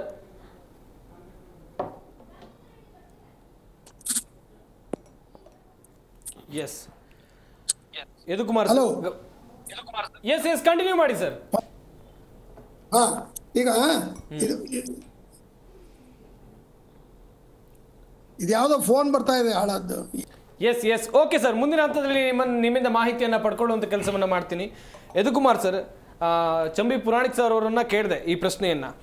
ಯಾಕಂತ ಹೇಳಿದ್ರೆ ಒಂದಷ್ಟು ಸ್ವಾರಸ್ಯಕರ ವಿಚಾರಗಳು, ಒಂದಿಷ್ಟು ಜನಕ್ಕೆ ಜಾತಿಯೇ ಗೊತ್ತಿಲ್ಲ, ಒಂದಿಷ್ಟು ಜನ ತಮ್ಮ ಜಾತಿಯನ್ನ ಹೇಳೋಕೆ ನಿರಾಕರಿಸಿದ್ದಾರೆ, ಇನ್ನೊಂದಿಷ್ಟು ಸರಿಯಾಗಿ ಆಗಿಲ್ಲ ಎನ್ನುವಂಥದ್ದಕ್ಕೆ ಇದೇ ಸಾಕ್ಷಿ. ಹಾಗಾದ್ರೆ ಹೇಗೆ ಸರ್? ಯಾಕಂದ್ರೆ ಈ ಗಣತಿ ಮಾಡಬೇಕಾದಾಗ ಒಂದು OMR ಶೀಟ್ ಅನ್ನೋದು ಬರುತ್ತೆ ಸರ್. ಅದರಲ್ಲಿ OMR ಶೀಟಲ್ಲಿ ತಮ್ಮ ದಾಖಲೆಗಳನ್ನೆಲ್ಲ ವಿಭಜನೆ ಆದ್ಮೇಲೆ ತಮಗೆ ತೋರಿಸ್ತಾರೆ. ಅದಾದ್ಮೇಲೆ ತಮ್ಮ ಸಹಿ ತಗೊಂತಾರೆ. ತಮ್ಮ ಸಹಿ ತಗೊಂಡ್ಮೇಲೆ ಸರ್ಕಾರದ ವಿಶೇಷವಾದ ಸಹಿ ತಗೊಂಡ್ಮೇಲೆ ಅದು ಕರೆಕ್ಟ್ ಆಗಿ ಅದು ಒಂದು ಶೀಟ್ ಆಗುತ್ತೆ, ಒಂದು ಗಣತಿ ಆಗುತ್ತೆ. ಆ ತರ ಸಹಿ ಹಾಕಿದ್ ಯಾರಾದ್ರೂ ಇದ್ದಾರಾ? ನಾನಂತೂ ನಮ್ಮಂತಲ್ಲೂ ಮಾಡಿಲ್ಲ, ತಮ್ಮೇಲೆ ಮಾಡಿದಾರ? ಈ ತರ ಇದಿಲ್ಲ. ಹಂಗಂದ್ರೆ ಯಾವುದೇ ಒಂದು OMR ಶೀಟ್ ಕೊಡಕ್ಕೂ ಸರ್ಕಾರ ಕೈಲಿ ಆಗ್ತಾ ಇಲ್ವಲ್ಲ. ಹಂಗಂದ್ರೆ ಎಷ್ಟು ವೈಜ್ಞಾನಿಕವಾಗಿ ಮಾಡಿದಾರೆ ಅಂತ ಹೇಳ್ತಾರೆ ಸರ್. ಇದೇನಂತಂದ್ರೆ ಯಾವುದಕ್ಕೆ ಅಂದ್ರೆ, ಏಕತನ ಮಿತ್ರರು ಹೇಳ್ತಾ ಇದ್ರು ಡೈವರ್ಸಿಫಿಕೇಶನ್ ಟ್ಯಾಟಿಕ್ಸ್. ಇವಾಗಲೇ ಅನುದಾನವಿಲ್ಲದೆ ಕ್ಷೇತ್ರದ ಶಾಸಕರು ಬಳಲ್ತಾ ಇದ್ದಾರೆ. 6380 ಗ್ರಾಮ 31 ಜಿಲ್ಲೆ ಕರ್ನಾಟಕದಲ್ಲಿ ನೀರಿನ ಭಾವನೆ ಬರದ ಚಾಯ್ ಕುಡಿಯೋ ನೀರಿಲ್ಲ. ಇವ್ರು ಅದ್ರ ಜೊತೆಗೆ ಬಣದ ಬಡಿದಾಟ, ಕುರ್ಚಿಯ ಕಿತ್ತಾಟ ಇವ್ರದ್ದು. ಅದ್ರ ಜೊತೆಗೆ ಸಿಎಂ ಗಾದಿಗೆ ಕಿತ್ತಾಟ ಇನ್ನೊಂದು. ಅದ್ರ ಜೊತೆಗೆ ಓಲೈಕೆ ರಾಜಕಾರಣ. ಅದ್ರ ಜೊತೆಗೆ ಕೇಂದ್ರ ಸರ್ಕಾರದ ಮೇಲೆ ಪ್ರತಿಯೊಂದ್ರನ್ನಲ್ಲೂ ಗೂಬೆ ಕೂರಿಸುವಂತದ್ದು. ಅದ್ರ ಜೊತೆಗೆ ಸರ್ಕಾರದಲ್ಲಿ ಸುಮಾರು 1 ಲಕ್ಷ ಫೈಲ್ಗಳು ಈ ವಿಲೇವಾರಿ ಆಗದೆ ಇರುವಂತದ್ದು. ಆ ಫೈಲ್ಗಳು ವಿಲೇವಾರಿ ಗ್ಯಾರಂಟಿ ಯಾವಾಗ ಆಗುತ್ತೆ ಅದಕ್ಕೆ ಉತ್ತರ ಇಲ್ಲ. ಅದ್ರ ಜೊತೆಗೆ ಇವ್ರು ಹೇಳೋದಂತೂ ದಲಿತ್ ಚಾಂಪಿಯನ್ಸ್ ಹೇಳ್ತಾ ಅಹಿಂದ ಅಂದ್ಬಿಟ್ಟು ಆ ಮಾತ್ರ ಹಿಡ್ಕೊಂಡು ಹಿಂದನ ಬಿಟ್ಟೇ ಬಿಟ್ರು ಸರ್. ಆ ಮಾತ್ರ ಅಲ್ಪಸಂಖ್ಯಾತರಂತ ಮಾತ್ರ ಬಿಟ್ಕೊಂಡ್ರು. ಈ ಹಿಂದನ ಬಿಟ್ಟೇ ಬಿಟ್ರು. ಸೊ ಇದು ಇವ್ರದ್ದು. ನಾನು ಹೇಳ್ತಾ ಇರೋದು ಏನಂದ್ರೆ, this is what diversification tactics ಅಂತ. ನಿಮ್ಮ ಭ್ರಷ್ಟಾಚಾರ, ನಿಮ್ಮ ಬೆಲೆ ಏರಿಕೆ, ನಿಮ್ಮ ಸರ್ಕಾರದ ವೈಫಲ್ಯ, ನಿಮ್ಮ ಸರ್ಕಾರದ ಕಾನೂನು ಸುವ್ಯವಸ್ಥೆ, ಮೊದಲನೇದಾಗಿ ಕಾನೂನು ಸುವ್ಯವಸ್ಥೆ, ಇದನ್ನೆಲ್ಲ ಮರೆಮಾಚಕ್ಕೋಸ್ಕರ ಅವ್ರು ಪ್ರತಿ ವರ್ಷ 10 ವರ್ಷದಿಂದ ಇದೇ ಗುಮ್ಮನ ಜನಕ್ಕೆ ತೋರಿಸ್ತಾನೆ ಇದ್ರು ಬೋಯಿಸ್ತಾರ ಅಂತ ಅಂದ್ಬಿಟ್ಟು. ಈಗ ಕೆಲವ್ರು ಯಾರೋ ಹೇಳಿದ್ದಾರೆ ಒದ್ದಿ ಕಿತ್ಕೋತೀನಂತ. ಒದ್ದಿ ಕಿತ್ಕೊಳ್ಳೋ ಟೈಮ್ ಏನಾದ್ರು ಈ ವರ್ಷದ ಕೊನೆಗೇನೋ ಬಂದಿರ್ಬೋದೇನೋ. ಆ ಒದ್ದಿ ಕಿತ್ಕೊಳ್ಳೋ ಟೈಮ್ನಲ್ಲಿ ಇವ್ರಿಗೊಂಥರ ಏನಾಗಿದೆ, ಇವ್ರ ಕೆಳಗಡೆ ಭೂಮಿ ಕಂಪಿಸಿದೆ. ಮುಖ್ಯಮಂತ್ರಿಗಳಿಗೆ ಭೂಮಿ ಕಂಪಿಸಿದೆ.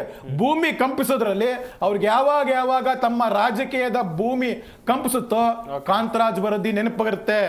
ಕಾಂತರಾಜ್ ವರದಿ ಭೂಮಿ ಕಂಪಿಸಿದಾಗ, ತಮ್ಮ ಕುರ್ಚಿ ಅಳ್ಳಾಡಿದಾಗ, ಇವತ್ತು ಅವ್ರು ಕಂಪಿಸಿದಾಗ ಈ ವರದಿ ಬಿಟ್ಟಿದ್ದಾರೆ.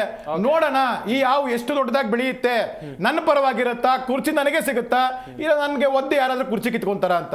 ಈ ಡೈವರ್ಸಿಫಿಕೇಶನ್ ಟ್ಯಾಕ್ಟಿಕ್ಸ್ ನಿಮ್ಗೆ ಅಧಿಕಾರ ಮಾಡಕ್ ಬರ್ದೇ ಹೋದ್ರೆ ತೊಲಗಿ ರಾಜೀನಾಮೆ ಕೊಟ್ಬಿಟ್ಟು, ಆದ್ರೆ ಶಾಂತಿಯುತವಾಗಿದ್ದಂತ ರಾಜ್ಯನ ಕೋಮುದಳ್ಳೂರಿಯಿಂದ ಬೆಂಕಿ ಹಚ್ಚಬೇಡಿ ಅಂತ ಹೇಳ್ತಾ ಇರುವಂತದ್ದು ಸಿದ್ದರಾಮಯ್ಯನವ್ರಿಗೆ. Yes, well sir, well. Puranik sir ಆಗ್ಲೇ ಮಾಹಿತಿಯನ್ನ ಕೊಡ್ತಾ ಇದ್ರಿ ಸರ್, ಕಂಟಿನ್ಯೂ ಮಾಡಿ ಸರ್. ಹೇಳಿದಾಗೆ ಇವತ್ತು ಸರ್ಕಾರ ಈ ರೀತಿ ಎಚ್ಚೆತ್ಕೊಳ್ತಕ್ಕಂಥ ಒಂದು ಸನ್ನಿವೇಶ ಅತ್ಯಂತ ಜರೂರಾಗಿ ಆಗಬೇಕಾಗಿದೆ. ಅವರು 17ನೇ ತಾರೀಕು ಕ್ಯಾಬಿನೆಟ್ನಲ್ಲಿ ಈ ವರದಿಯ ಬಗ್ಗೆ ಅವರ ಸಚಿವ ಸಂಪುಟದಲ್ಲಿರ್ತಕ್ಕಂಥ ಸದಸ್ಯರುಗಳು ಹೇಳುವ ಅಭಿಪ್ರಾಯಗಳು ಮತ್ತು ಸಾರ್ವಜನಿಕವಾಗಿ ಇದನ್ನು ಲೀಕ್ ಮಾಡಿರ್ತಕ್ಕಂಥದ್ದು ಯಾವ ಅಂಶಗಳು ಕರೆಕ್ಟ್ ಆಗಿದೆ ಅಂತಕ್ಕಂಥದ್ದನ್ನು ಜನರಿಗೆ ತಿಳಿಸ್ಬೇಕು. ಮುಖ್ಯಮಂತ್ರಿಗಳ ಒಂದು ದೊಡ್ಡ ಜವಾಬ್ದಾರಿ ಇದೆ. ಏನಂದರೆ, ನಾನು ರಾಜ್ಯದ ಮುಖ್ಯಮಂತ್ರಿಯಾಗಿ ಯಾವುದೇ ಜನಾಂಗಕ್ಕೆ ವಂಚನೆ ಮಾಡುವುದಿಲ್ಲ, ಅನ್ಯಾಯ ಮಾಡುವುದಿಲ್ಲ ಎಂತಕ್ಕಂಥ ಒಂದು ಪ್ರತಿಜ್ಞೆಯನ್ನು ಸ್ವೀಕರಿಸಿರ್ತಾರೆ. ರಾಗ, ದ್ವೇಷ, ಯಾವುದೇ ಒಂದು ತಾರತಮ್ಯದ ಭಾವನೆ ಇಲ್ಲದೆ ಇರತಕ್ಕಂಥ ಮುಖ್ಯಮಂತ್ರಿ ಸ್ಥಾನ ಅದು ಪವಿತ್ರವಾದ ಸ್ಥಾನ. ಆ ಪವಿತ್ರವಾದ ಸ್ಥಾನದಲ್ಲಿ ಕೇವಲ ಯಾವುದೋ ಒತ್ತಡಕ್ಕೆ, ರಾಹುಲ್ ಗಾಂಧಿ ಒತ್ತಡ ಇರ್ಬೋದು, ಅಥವಾ ಮತ ಬ್ಯಾಂಕ್ಸ್ ವೋಟ್ಗಳನ್ನು ಗಳಿಸ್ತಕ್ಕಂಥದ್ದಿರ್ಬೋದು, ಓಲೈಕೆ ರಾಜಕಾರಣ ಇರ್ಬೋದು, ಇವ್ಯಾವಕ್ಕೂ ಅವರು ಆದ್ಯತೆ ಕೊಡಕೂಡದು. ಕಾರಣ ಅವರು ಕರ್ನಾಟಕದ ಮುಖ್ಯಮಂತ್ರಿ ಆಗಿದ್ದು. ನಾನು ಅದನ್ನೇ ಮೊದಲನೇ ಹೇಳಿದ್ದು, ಅವರಿಗೆ ದೇವರಾಜ ಅರಸು ಅಂತಕ್ಕಂಥ 2ನೇ ದೇವರಾಜ ಅರಸಕ್ಕಂಥ ಒಂದು ಸ್ಥಾನವನ್ನು ಪಡೆಯುವ ಅವಕಾಶ ಇತ್ತು. ಆದರೆ ದೇವರಾಜ ಅರಸು ಈ ರೀತಿ ಸಣ್ಣ ಜಾತಿಗಳನ್ನು ಮುಂತಂದಿದ್ರು ಸಹ ಮೇಜರ್ ಕಮ್ಯುನಿಟಿಗಳನ್ನು ಯಾರನ್ನೂ ಅವರು ಹೊಡೆಯಲಿಲ್ಲ. ಅವರನ್ನು ಯಾವ ರೀತಿ ಗೌರವಿಸಬೇಕೋ ನಡೆಸ್ಕೊಳ್ಬೇಕು ಅಂತಕ್ಕಂಥದ್ದು ಹೋದರು. ಇವರಿಗೆ ಇರ್ತಕ್ಕಂಥದ್ದು ಏನಂದರೆ, ಇವರ ಸಚಿವ ಸಂಪುಟದ ಸದಸ್ಯರುಗಳೇ ಇದರ ವಿರುದ್ಧ ಇದ್ದಾರೆ. ಶಾಮನೂರು ಶಿವಶಂಕರಪ್ಪ ವೀರಶೈವ ಲಿಂಗಾಯತ ವೀರಶೈವ ಮಹಾಸಭೆಯ ಅಧ್ಯಕ್ಷರು ಅವರೇ ಹೇಳ್ತಾರೆ ಇದನ್ನು ನಾವು ಒಪ್ಲಿಕ್ಕೆ ಸಾಧ್ಯ ಇಲ್ಲ ಅಂತ. ಹಾಗೆ ಅನೇಕ ರೀತಿಯ ಸದಸ್ಯರುಗಳು, ಸಚಿವರು ಅಲ್ಲಿದ್ದಾರೆ. ಇವರ ಅಭಿಪ್ರಾಯವನ್ನು ತೆಗೆದುಕೊಳ್ಬೇಕು. ಮತ್ತು ನೀವು ಹೇಳಿದ್ರಲ್ಲ ಇವತ್ತು ಏನಂದರೆ, ಲಕ್ಷಾಂತರ ಜನರು ನಮ್ಮನ್ನು ಯಾರೂ ಸಂಪರ್ಕಿಸಿಲ್ಲ, ನಮ್ಮ ಅಭಿಪ್ರಾಯಗಳನ್ನು ಕೇಳಿಲ್ಲ ಎಂತಕ್ಕಂಥ ಭಾವನೆ ಇದೆಯಲ್ಲ, ಅದು ಅನುಮಾನಕ್ಕೆ ಕಾರಣ ಆಗುತ್ತೆ. ಈ ಅನುಮಾನದ ಒಂದು ಸನ್ನಿವೇಶದಲ್ಲಿ ಯಾವುದೇ ಒಂದು ವರದಿಯನ್ನು ಜಾರಿಗೆ ತರಬೇಕಾದ್ರೆ ಜವಾಬ್ದಾರಿಯುತ ಸ್ಥಾನದಲ್ಲಿರ್ತಕ್ಕಂಥ ಮುಖ್ಯಮಂತ್ರಿಗಳು ಅಂಶಗಳನ್ನು ನೋಡೋದರ ಜೊತೆಗೆ ಅಲ್ಲಿರ್ತಕ್ಕಂಥ ವಾಸ್ತವವಾದ ಸಂಗತಿಯನ್ನು ನೋಡಬೇಕು. ಕಾರಣ ಏನು, ಯಾವಾಗಲೂ ಪ್ರಬಲ ಕಮ್ಯುನಿಟಿ ಇರ್ತಕ್ಕಂಥ ಲಿಂಗಾಯತರು ಮತ್ತು ಒಕ್ಕಲಿಗರನ್ನ ಇವತ್ತು ಒಂದು ಚಿಕ್ಕ 7ನೇ ಸ್ಥಾನಕ್ಕೆ ಬಂದ್ಬಿಟ್ಟಿದ್ದಾರೆ. ಅವರು 6ರಿಂದ 7ನೇ ಸ್ಥಾನಕ್ಕೆ ಬಂದಿದ್ದಾರೆ. ಯಾವಾಗ ಮೊದಲು 1 and 2 ಇದ್ರು ಅವರು. ಅಂದರೆ ಒಂದು ರೀತಿಯಲ್ಲಿ ಆಶ್ಚರ್ಯಕರವಾದ ಒಂದು ಸಮೀಕ್ಷೆ ಇದು ಅಂತಕ್ಕಂಥದ್ದು ಕಂಡು ಬರುತ್ತೆ. ಅಂದರೆ ಏನಾಯ್ತು, ಇದರಲ್ಲಿ ಏನೋ ತೇಪೆ ಹಾಕಿದ್ದಾರೆ, ಇದೊಂದು ಸಮಗ್ರವಾದ ವರದಿ ಅಲ್ಲ, ಇದಕ್ಕೆ ಒಂದು ನಿಷ್ಠೆ ಅಥವಾ ಒಂದು ಪ್ರಾಮಾಣಿಕತೆ ಅಥವಾ ಅವರು ಹೇಳಿದ್ರಲ್ಲ ಮೊದಲು ಮಾತಾಡಿದವರು, ಯಾವ ಆಧಾರ ಅಂಶಗಳನ್ನು ಇಟ್ಕೊಂಡಿದ್ರು, ಇದಕ್ಕೆ ಕ್ವಶನ್ ತಯಾರು ಮಾಡಿದ್ದು ಯಾರು ಅಪ್ರೂವ್ ಮಾಡಿದ್ರು, ಎಲ್ಲ ಈ ರೀತಿಯ ಪ್ರಶ್ನೆಗಳು ಉದ್ಭವ ಆಗ್ತವೆ. ಅದರಿಂದ ಇದು ಎಲ್ಲಿಯೋ ಅವಸರದಲ್ಲಿ ಮಾಡಿದಂತಹ ಒಂದು ವರದಿ. ಆ ವರದಿಯ ಒಂದು ಸಮೀಕ್ಷೆ ಅಂತಕ್ಕಂಥದ್ದು ಇವತ್ತು ಕರ್ನಾಟಕವನ್ನು ಜಾತಿಗಳ ಆಧಾರದ ಮೇಲೆ ಹೊಡೆಯತಕ್ಕಂಥ ಸನ್ನಿವೇಶ ದೌರ್ಭಾಗ್ಯಕರವಾದದ್ದು. ಅದು ಬರಬಾರ್ದು. ಚುನಾವಣೆಯಲ್ಲಿ ಮಾತ್ರ ಜಾತಿ ಬರುತ್ತೆ. ಆದರೆ ಈ ವರದಿ ಏನಾದರೂ ಜಾರಿಗೆ ಬಂದರೆ ದಿನನಿತ್ಯವೂ ಜಾತಿಗಳು ಪರಸ್ಪರ ಪೈಪೋಟಿಯಲ್ಲಿ, ಪರಸ್ಪರ ಅನುಮಾನದಿಂದ, ಮತ್ತೆ ಒಂದು ರೀತಿಯಲ್ಲಿ ಅಸೂಯೆಯಿಂದ ನೋಡ್ತಕ್ಕಂಥ ಸನ್ನಿವೇಶ ಬರುತ್ತೆ. ಇವರಿಗೆ ಜಾಸ್ತಿ ಬಂತು, ನಮಗೆ ಕಡಿಮೆ. ಒಟ್ಟಿನಲ್ಲಿ ನನ್ನ ಪ್ರಕಾರ ಯಾವುದೇ ಒಂದು ಬಡತನವನ್ನು ನೀವು ಹೋಗಲಾಡಿಸಬೇಕಾದ್ರೆ ಆರ್ಥಿಕ ಹಿಂದುಳುವಿಕೆಯನ್ನು ತೆಗೆದುಕೊಳ್ಬೇಕು. ಸಾಮಾಜಿಕ ಹಿಂದುಳಿಕೆ ಬೇಕು, ಆದರೆ ಆರ್ಥಿಕ ಹಿಂದುಳಿಕೆ. ಆಮೇಲೆ ಇನ್ನೊಂದು ಪಾಯಿಂಟು ಯಾರು ಈಗ ವರದಿಯಲ್ಲಿ ರೆಕಮೆಂಡ್ ಮಾಡಿದ್ದಾರೆ, ಏನೋ ಕ್ರೀಮಿ ಲೇಯರ್ ಅಂತ ಹೇಳಿದ್ದಾರೆ, ಮೇಲ್ಪದರದ ಜನ. ಆ ಕ್ರೀಮಿ ಲೇಯರ್ ಅಂತಕ್ಕಂಥವ್ರನ್ನ ಯಾರು ಗುರುತಿಸೋರು? ಅಪ್ಪರ್ ಕಮ್ಯುನಿಟಿಗೆ ಮಾತ್ರ ಸೀಮಿತವೇ ಅಥವಾ ಎಲ್ರಿಗೂ ಅದು ಅನ್ವಯ ಆಗುತ್ತೆ ಎಂತಕ್ಕಂಥ ಒಂದು ಉತ್ತರ ಇಲ್ಲ, ಅದಕ್ಕೆ ಕ್ಲಾರಿಫಿಕೇಶನ್ ಇಲ್ಲ. ಅಂದ್ರೆ ಏನಾಯ್ತು, ಇದೊಂದು ರೀತಿಯಲ್ಲಿ ನಾವು ಹೇಗೋ ಮಾಡಿ ನಮ್ಗೆ ಅಧಿಕಾರ ಇದೆ, ಜನ ಅಧಿಕಾರ ಕೊಟ್ಟಿದ್ದಾರೆ, ನಾನು ಇದನ್ನ ಮಾಡ್ಬಿಡ್ತೀನಿ. ಸಿದ್ದರಾಮಯ್ಯವ್ರಿಗೆ ಖಂಡಿತ ಹೆಸರು ಬರೋದಿಲ್ಲ. ಸಿದ್ದರಾಮಯ್ಯವ್ರ ತಮ್ಮ ಹೆಸರು ಕೆಡಿಸ್ಕೋತಾರೆ. ಆದ್ದರಿಂದ ಇವರು ಬಹಳ ಹುಷಾರಿಯಿಂದ, ಅತ್ಯಂತ ಪ್ರಾಮಾಣಿಕತೆಯಿಂದ ಎಲ್ಲರ ವಿಶ್ವಾಸವನ್ನು ತೆಗೆದುಕೊಂಡು ಕರ್ನಾಟಕವನ್ನ ಒಂದು ಶಾಂತಿಯ ತೋಟ ಎನ್ನುವ ರೀತಿಯಲ್ಲಿ ಕೊಂಡೊಯ್ಯಬೇಕೆ ಹೊರತು ಈ ರೀತಿ ಅಶಾಂತಿಯ ತೋಟ, ಜಾತಿಗಳ ಮಧ್ಯೆ ಗೋಡೆಯನ್ನು ಹಾಕಿ ಇವರೆಲ್ಲ ಹಿಂದುಳಿದವರು, ಉಳಿದವರೆಲ್ಲ ಮುಂದುವರೆದವರು ಎಂಬತಕ್ಕಂಥ ಒಂದು ರೀತಿಯ ಭೇದ ಭಾವವನ್ನು ಮಾಡಿದರೆ ಕರ್ನಾಟಕದ ಶೋಭೆ ತರುವುದಿಲ್ಲ. ಮತ್ತೆ ನಾವು ಬೇರೆ ರಾಜ್ಯಕ್ಕೆ ನಮ್ಮನ್ನು ಹೋಲಿಸ್ಕೊಳ್ಳೋದು ಬೇಡ. ನಾವು ಎಲ್ರಿಗಿಂತ ಅತ್ಯಂತ ಪ್ರಶಂಸೆ ಮತ್ತು ಗೌರವ ಕೊಡ್ತಕ್ಕಂಥ ರಾಜ್ಯ. ಆ ಒಂದು ಗೌರವದಲ್ಲಿರ್ತಕ್ಕಂಥ ರಾಜ್ಯವನ್ನ ಬಿಹಾರಕ್ಕೂ ಅಥವಾ ಜಾರ್ಖಂಡ್ಗೂ ಹೋಲಿಸುವ ಮಟ್ಟಕ್ಕೆ ಕೊಂಡೊಯ್ಯಬಾರದು. ಆಡಳಿತ ಪಕ್ಷದವರು, ಅಲ್ಲಿರ್ತಕ್ಕಂಥ ಸಚಿವ ಸಂಪುಟದ ಸದಸ್ಯರು, ಎಲ್ಲ ಜಾತಿಯ ಪ್ರತಿನಿಧಿಗಳು ಪ್ರಾಮಾಣಿಕವಾಗಿ ತಮ್ಮ ಆತ್ಮಸಾಕ್ಷಿಗೆ ಅನುಗುಣವಾಗಿ ಸತ್ಯನಿಷ್ಠರಾಗಿ ಸಂವಿಧಾನಕ್ಕೆ ಬದ್ಧರಾಗಿ ಈ ವರದಿಯನ್ನು ಪರಿಶೀಲಿಸಿ ಅದಕ್ಕೆ ಬೇಕಾದಂಥ ಏನು ರಿಪೇರಿ ಮಾಡಬೇಕು ಅಥವಾ ಸರ್ಜರಿ ಮಾಡಬೇಕು ಅಥವಾ ತಿರಸ್ಕರಿಸಿ ಹೊಸ ಒಂದು ಸಮೀಕ್ಷೆಯನ್ನು ಮಾಡಿದರೆ ಒಳ್ಳೆಯದು. ಅದಕ್ಕೆ ಸೆಂಟ್ರಲ್ ಗೌರ್ಮೆಂಟ್ ಸೆನ್ಸಸ್ ಕಾಯಬೇಕು. ಇವೆಲ್ಲವನ್ನು ಸೇರಿಕೊಂಡು ಇನ್ನೂ 2.5 ವರ್ಷ ಇದೆ ಸಿದ್ದರಾಮಯ್ಯವರಿಗೆ ಅಧಿಕಾರದಲ್ಲಿ ಕಾಂಗ್ರೆಸ್ ಪಕ್ಷ ಮುಂದುವರಿಲಿಕ್ಕೆ. ಅವ್ರು ಇರಲಿ ಇಲ್ಲದೆ ಇರಲಿ, ಆದರೆ ನಾನಿದ್ದಾಗ ಇಂಥ ಕೆಲಸ ಆಗಬಾರ್ದು. ಇದರಿಂದ ನನಗೆ ಶಾಶ್ವತವಾದ ಒಂದು ಕಪ್ಪು ಚುಕ್ಕೆ ಆಗುತ್ತೆ ಅಂತ ಒಂದು ತಿಳುವಳಿಕೆ ಅವ್ರಿಗೆ ಬರಬೇಕು ಅಂತಕ್ಕಂಥದ್ದನ್ನು ಎಲ್ಲ ಜನರ ಪರವಾಗಿ ಮತ್ತು ಸಂಶಯ ಮತ್ತು ಭಯದಿಂದ ಇರ್ತಕ್ಕಂಥ, ಆತಂಕದಲ್ಲಿರ್ತಕ್ಕಂಥ ಜನರ ಪರವಾಗಿ ತಮ್ಮ ಮಾಧ್ಯಮದ ಮೂಲಕ ಮುಖ್ಯಮಂತ್ರಿಗಳಿಗೆ ಈ ಸಲಹೆಯನ್ನ ಒಬ್ಬ ಹಿರಿಯ ಪ್ರಾಧ್ಯಾಪಕನಾಗಿ ಕೊಡ್ತಾ ಇದ್ದೇನೆ. Yes, well sir, well. Rishikumar, Kantharaju ವರದಿ ಬಗ್ಗೆ ದೊಡ್ಡ ಮಟ್ಟದ ಆರೋಪ ಇವತ್ತು ನಿನ್ನೆಯದ್ದಲ್ಲ, ಈ ಹಿಂದೆಯೂ ಕೂಡ ಇತ್ತು. ಇದರಲ್ಲಿ ಕಾರ್ಯದರ್ಶಿಯ ಸಹಿ ಇಲ್ಲ, ಹಾಗೆಯೇ ಸಿಲ್ಡ್ ಬಾಕ್ಸ್ನಲ್ಲಿದ್ದಂಥ ಮೂಲ ಪ್ರತಿಯೇ ಕಾಣೆಯಾಗಿದೆ ಅನ್ನುವಂಥ ದೊಡ್ಡ ಮಟ್ಟದ ಆರೋಪಗಳು ಕೇಳಿ ಬಂದಿತ್ತು. ಇಷ್ಟೆಲ್ಲ ಗೊಂದಲಗಳಿದ್ರು, ಇಷ್ಟೆಲ್ಲ ಪರ ವಿರೋಧ ಚರ್ಚೆಗಳಿದ್ರು, ಜಾರಿಗೆ ತರುವಂಥ ಅನಿವಾರ್ಯತೆ ಸರ್ಕಾರಕ್ಕೆ ಈಗ ಯಾಕಂತೇಳಿ ಸರ್ ನೋಡಿ, ಟೆಕ್ನಿಕಲಿ ನಾವು ಮಾತಾಡೋದಾದರೆ ಈಗ ನಾವೊಂದು ಮತದಾನ ಮಾಡ್ತೀವಿ. ಓಕೆ, ಮತದಾನ ಮಾಡಿದಾಗ ಇಂಥ ಶಾಸಕರನ್ನು ನಾವು ಆಯ್ಕೆ ಮಾಡ್ತಾ ಇದ್ದೀವಿ. ಆ ಆಯ್ಕೆಯಾದ ಶಾಸಕರು ದೇ ವಿಲ್ ಫಾಲ್ ನಿಮ್ಗೆ ಹೇಳ್ತೀವಿ ಒಂದು ಪಾಲಿಸಿ ಮೇಕಿಂಗಲ್ಲಿ ಇನ್ವಾಲ್ವ್ ಆಗ್ತಾರೆ ಅಂತ ಇಟ್ಕೊಳ್ಳೋಣ. ಓಕೆ, ಅದೇ ರೀತಿಯೇ ಈಗ ಜಾತಿ ಗಣತೆ ಅಂತ ಮಾಡಿದಾಗ ನಿಮಗೆ ಒಂದೊಂದು ಜಾತಿಯ ಜನ ಅವರ ಅಭಿಪ್ರಾಯ ಆಮೇಲೆ ಅವರ ಕ್ಲೇಮ್ಸ್ ಅದು ಇಂಪಾರ್ಟೆಂಟ್ ಆಗುತ್ತೆ, ಹೌದಾ ಇಲ್ವಾ? ಇಷ್ಟು ಜನ ಇದ್ದರೆ ಬೇಸ್ಡ್ ಆನ್ ದಿಸ್ ನಾವು ಏನೋ ಒಂದು ಅಮೆಂಡ್ಮೆಂಟ್ಸ್ ಮಾಡ್ತೀವಿ ಅಂತೆಲ್ಲ. ಸೊ ನೀವು ಇಲ್ಲಿ ನೋಡೋದಾದರೆ ಈಗ ಮತದಾನ ಎಷ್ಟು ಮುಖ್ಯ ಆಗುತ್ತೆ, ಮತದಾನ ಟೈಮಲ್ಲಿ ನೀವು ಹೆಂಗೆ ಯಾವುದೇ ಒಂದು ವ್ಯಕ್ತಿಗೆ ಮತದಾನ ಮಾಡಿಲ್ವಾ ಅಂತ ಅಂದ್ಬಿಟ್ಟು ಒಂದು ಬ್ಲೂ ಇಂಕ್ ಥರ ಎಲ್ಲ ಮಾಡ್ತೀರಲ್ವಾ, ಅದೇ ರೀತಿಯೇ ಈ ಜಾತಿ ಗಣತೆ ಮಾಡಿದಾಗ ಎಷ್ಟು ಜನಕ್ಕೆ ನೀವು ಕಾನ್ಫಿಡೆನ್ಷಿಯಾಲಿಟಿಗೆ ತಗೊಂಡಿದ್ದೀರಾ, ಜಿನ್ಯೂನಿಟಿ ಹೆಂಗಿದೆ. ಸೊ ಫಸ್ಟು ನಾವು ಜಿನ್ಯೂನಿಟಿ ಚಾಲೆಂಜ್ ಮಾಡ್ತಾ ಇದ್ದೀವಿ ಅಲ್ವಾ? ಸೊ ಈಗ 10 ಜನಕ್ಕೆ ನಾವು ಕೇಳಿದಾಗ ಆ ಜಿನ್ಯೂನಿಟಿ ಹೇಳಬೇಕು, ಹೌದಪ್ಪ ನನಗೂ ಕೇಳಿದ್ರು, ನಾನು ಸುಳ್ಳು ಹೇಳಿದಿನ ಬಿಟ್ಟಿದ್ರೆ ಅದು ಬೇರೆ ವಿಚಾರ, ಬಟ್ ನನಗೆ ಕೇಳಿದ್ರು ಅನ್ನೋದು ಜಿನ್ಯೂನಿಟಿ. ಸೊ ಇಲ್ಲಿ ಜಿನ್ಯೂನಿಟಿ ಇಲ್ಲ ಒಂದು. ಎರಡನೇದು, ಈಗ ಕಾಂಗ್ರೆಸ್ ಸರ್ಕಾರದವರು ಈ ಜಾತಿ ಗಣತಿನ ತೊಗೊಂಬರ್ತಾ ಇದ್ದಾರೆ, ತಂದುಬಿಟ್ಟು ಏನು ಪ್ರೂವ್ ಮಾಡೋಕ್ಕೆ ಹೋಗ್ತಾ ಇದ್ದಾರೆ?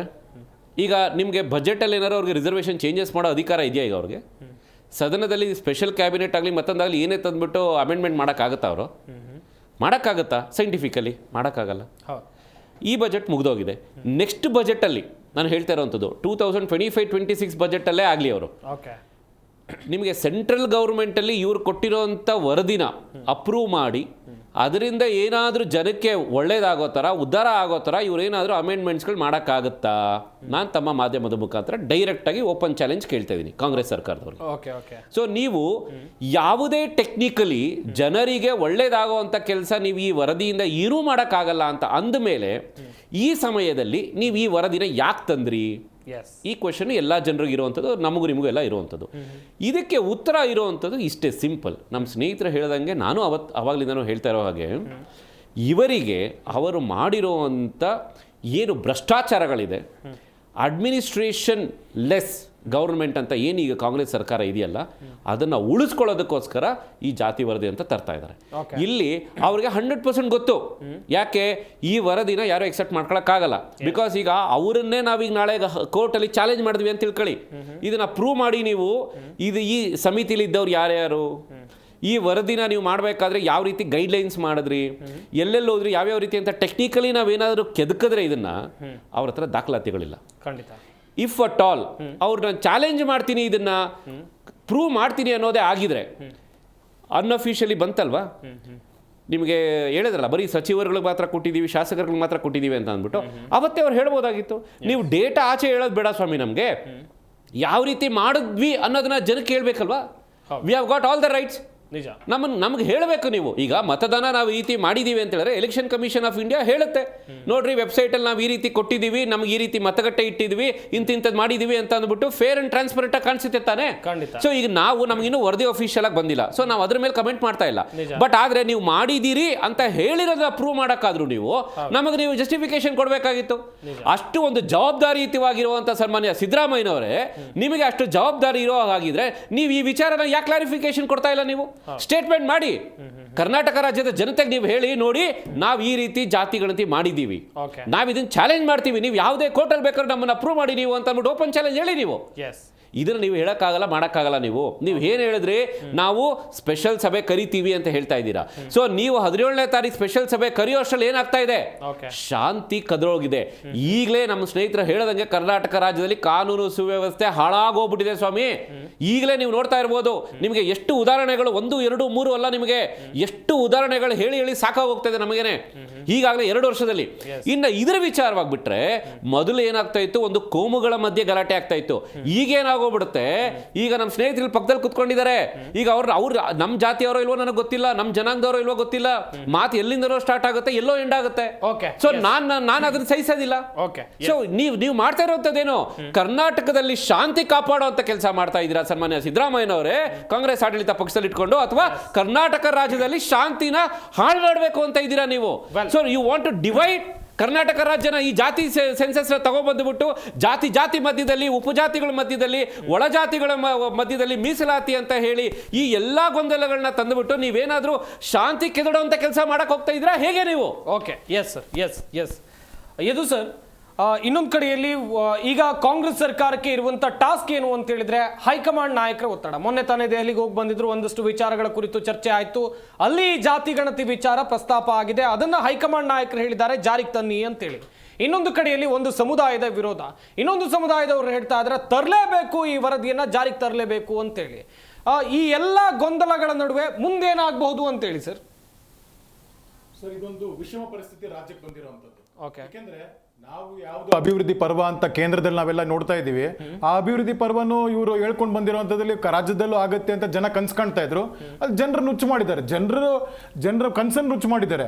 ಅದ್ರ ಜೊತೆಗೆ ಸರ್ಕಾರದ ಒಳಗಡೆ ಇರೋ ಸಚಿವರೇ ಏನಂತಾರೆ, ಮುಖ್ಯಮಂತ್ರಿಗಳ ಆರ್ಥಿಕ ಸಲಹೆಗಾರರು ಏನ್ ಹೇಳ್ತಾರೆ, ನಂಬರ್ 1 ಭ್ರಷ್ಟ ಸರ್ಕಾರದಲ್ಲಿ ನಂಬರ್ 1 ರಾಜ್ಯ ಅಂತ ಹೇಳ್ತಾರೆ. ಇದನ್ನ ಹೆಂಗ್ ಸಮರ್ಥಿಸ್ಕೊಳ್ತಾರೆ ಸರ್? ಅದಲ್ಲಿ ನಾ ಹೇಳೋವಂಥದ್ದು ಹೇಳ್ತಾರಲ್ಲ, ರಾಜಕೀಯದ ಇದರಲ್ಲಿ ಮೂಢ ಹಗರಣದ ಬಂದಾಗ ಇಡೀ ಕಾಂಗ್ರೆಸ್ ಎಲ್ಲ ಹೇಳ್ತಾ ಇದ್ರು, ಒಂದೇ ಒಂದು ಕಪ್ಪು ಚುಕ್ಕೆ ಇಲ್ಲದ ಮುಖ್ಯಮಂತ್ರಿಗಳು ಅಂತ. ಇವತ್ತು ಸಮುದಾಯಗಳ ಮೇಲೆ ಕಪ್ಪು ಚುಕ್ಕೆ ಹಾಕಕ್ ಹೋಗಿ ಮುಖ್ಯಮಂತ್ರಿಗಳು ತಮ್ಮಗ್ ತಾಮೇನೆ ಕಪ್ಪು ಹಚ್ಕೊಂಡ್ಬಿಟ್ರು, ಅವರು ಜನಕ್ಕೂ ಕಪ್ಪು ಹಚ್ಬಿಟ್ರು, ತಮಗ್ ತಾವೇ ಕಪ್ಪು ಹಚ್ಕೊಂಡ್ಬಿಟ್ರು.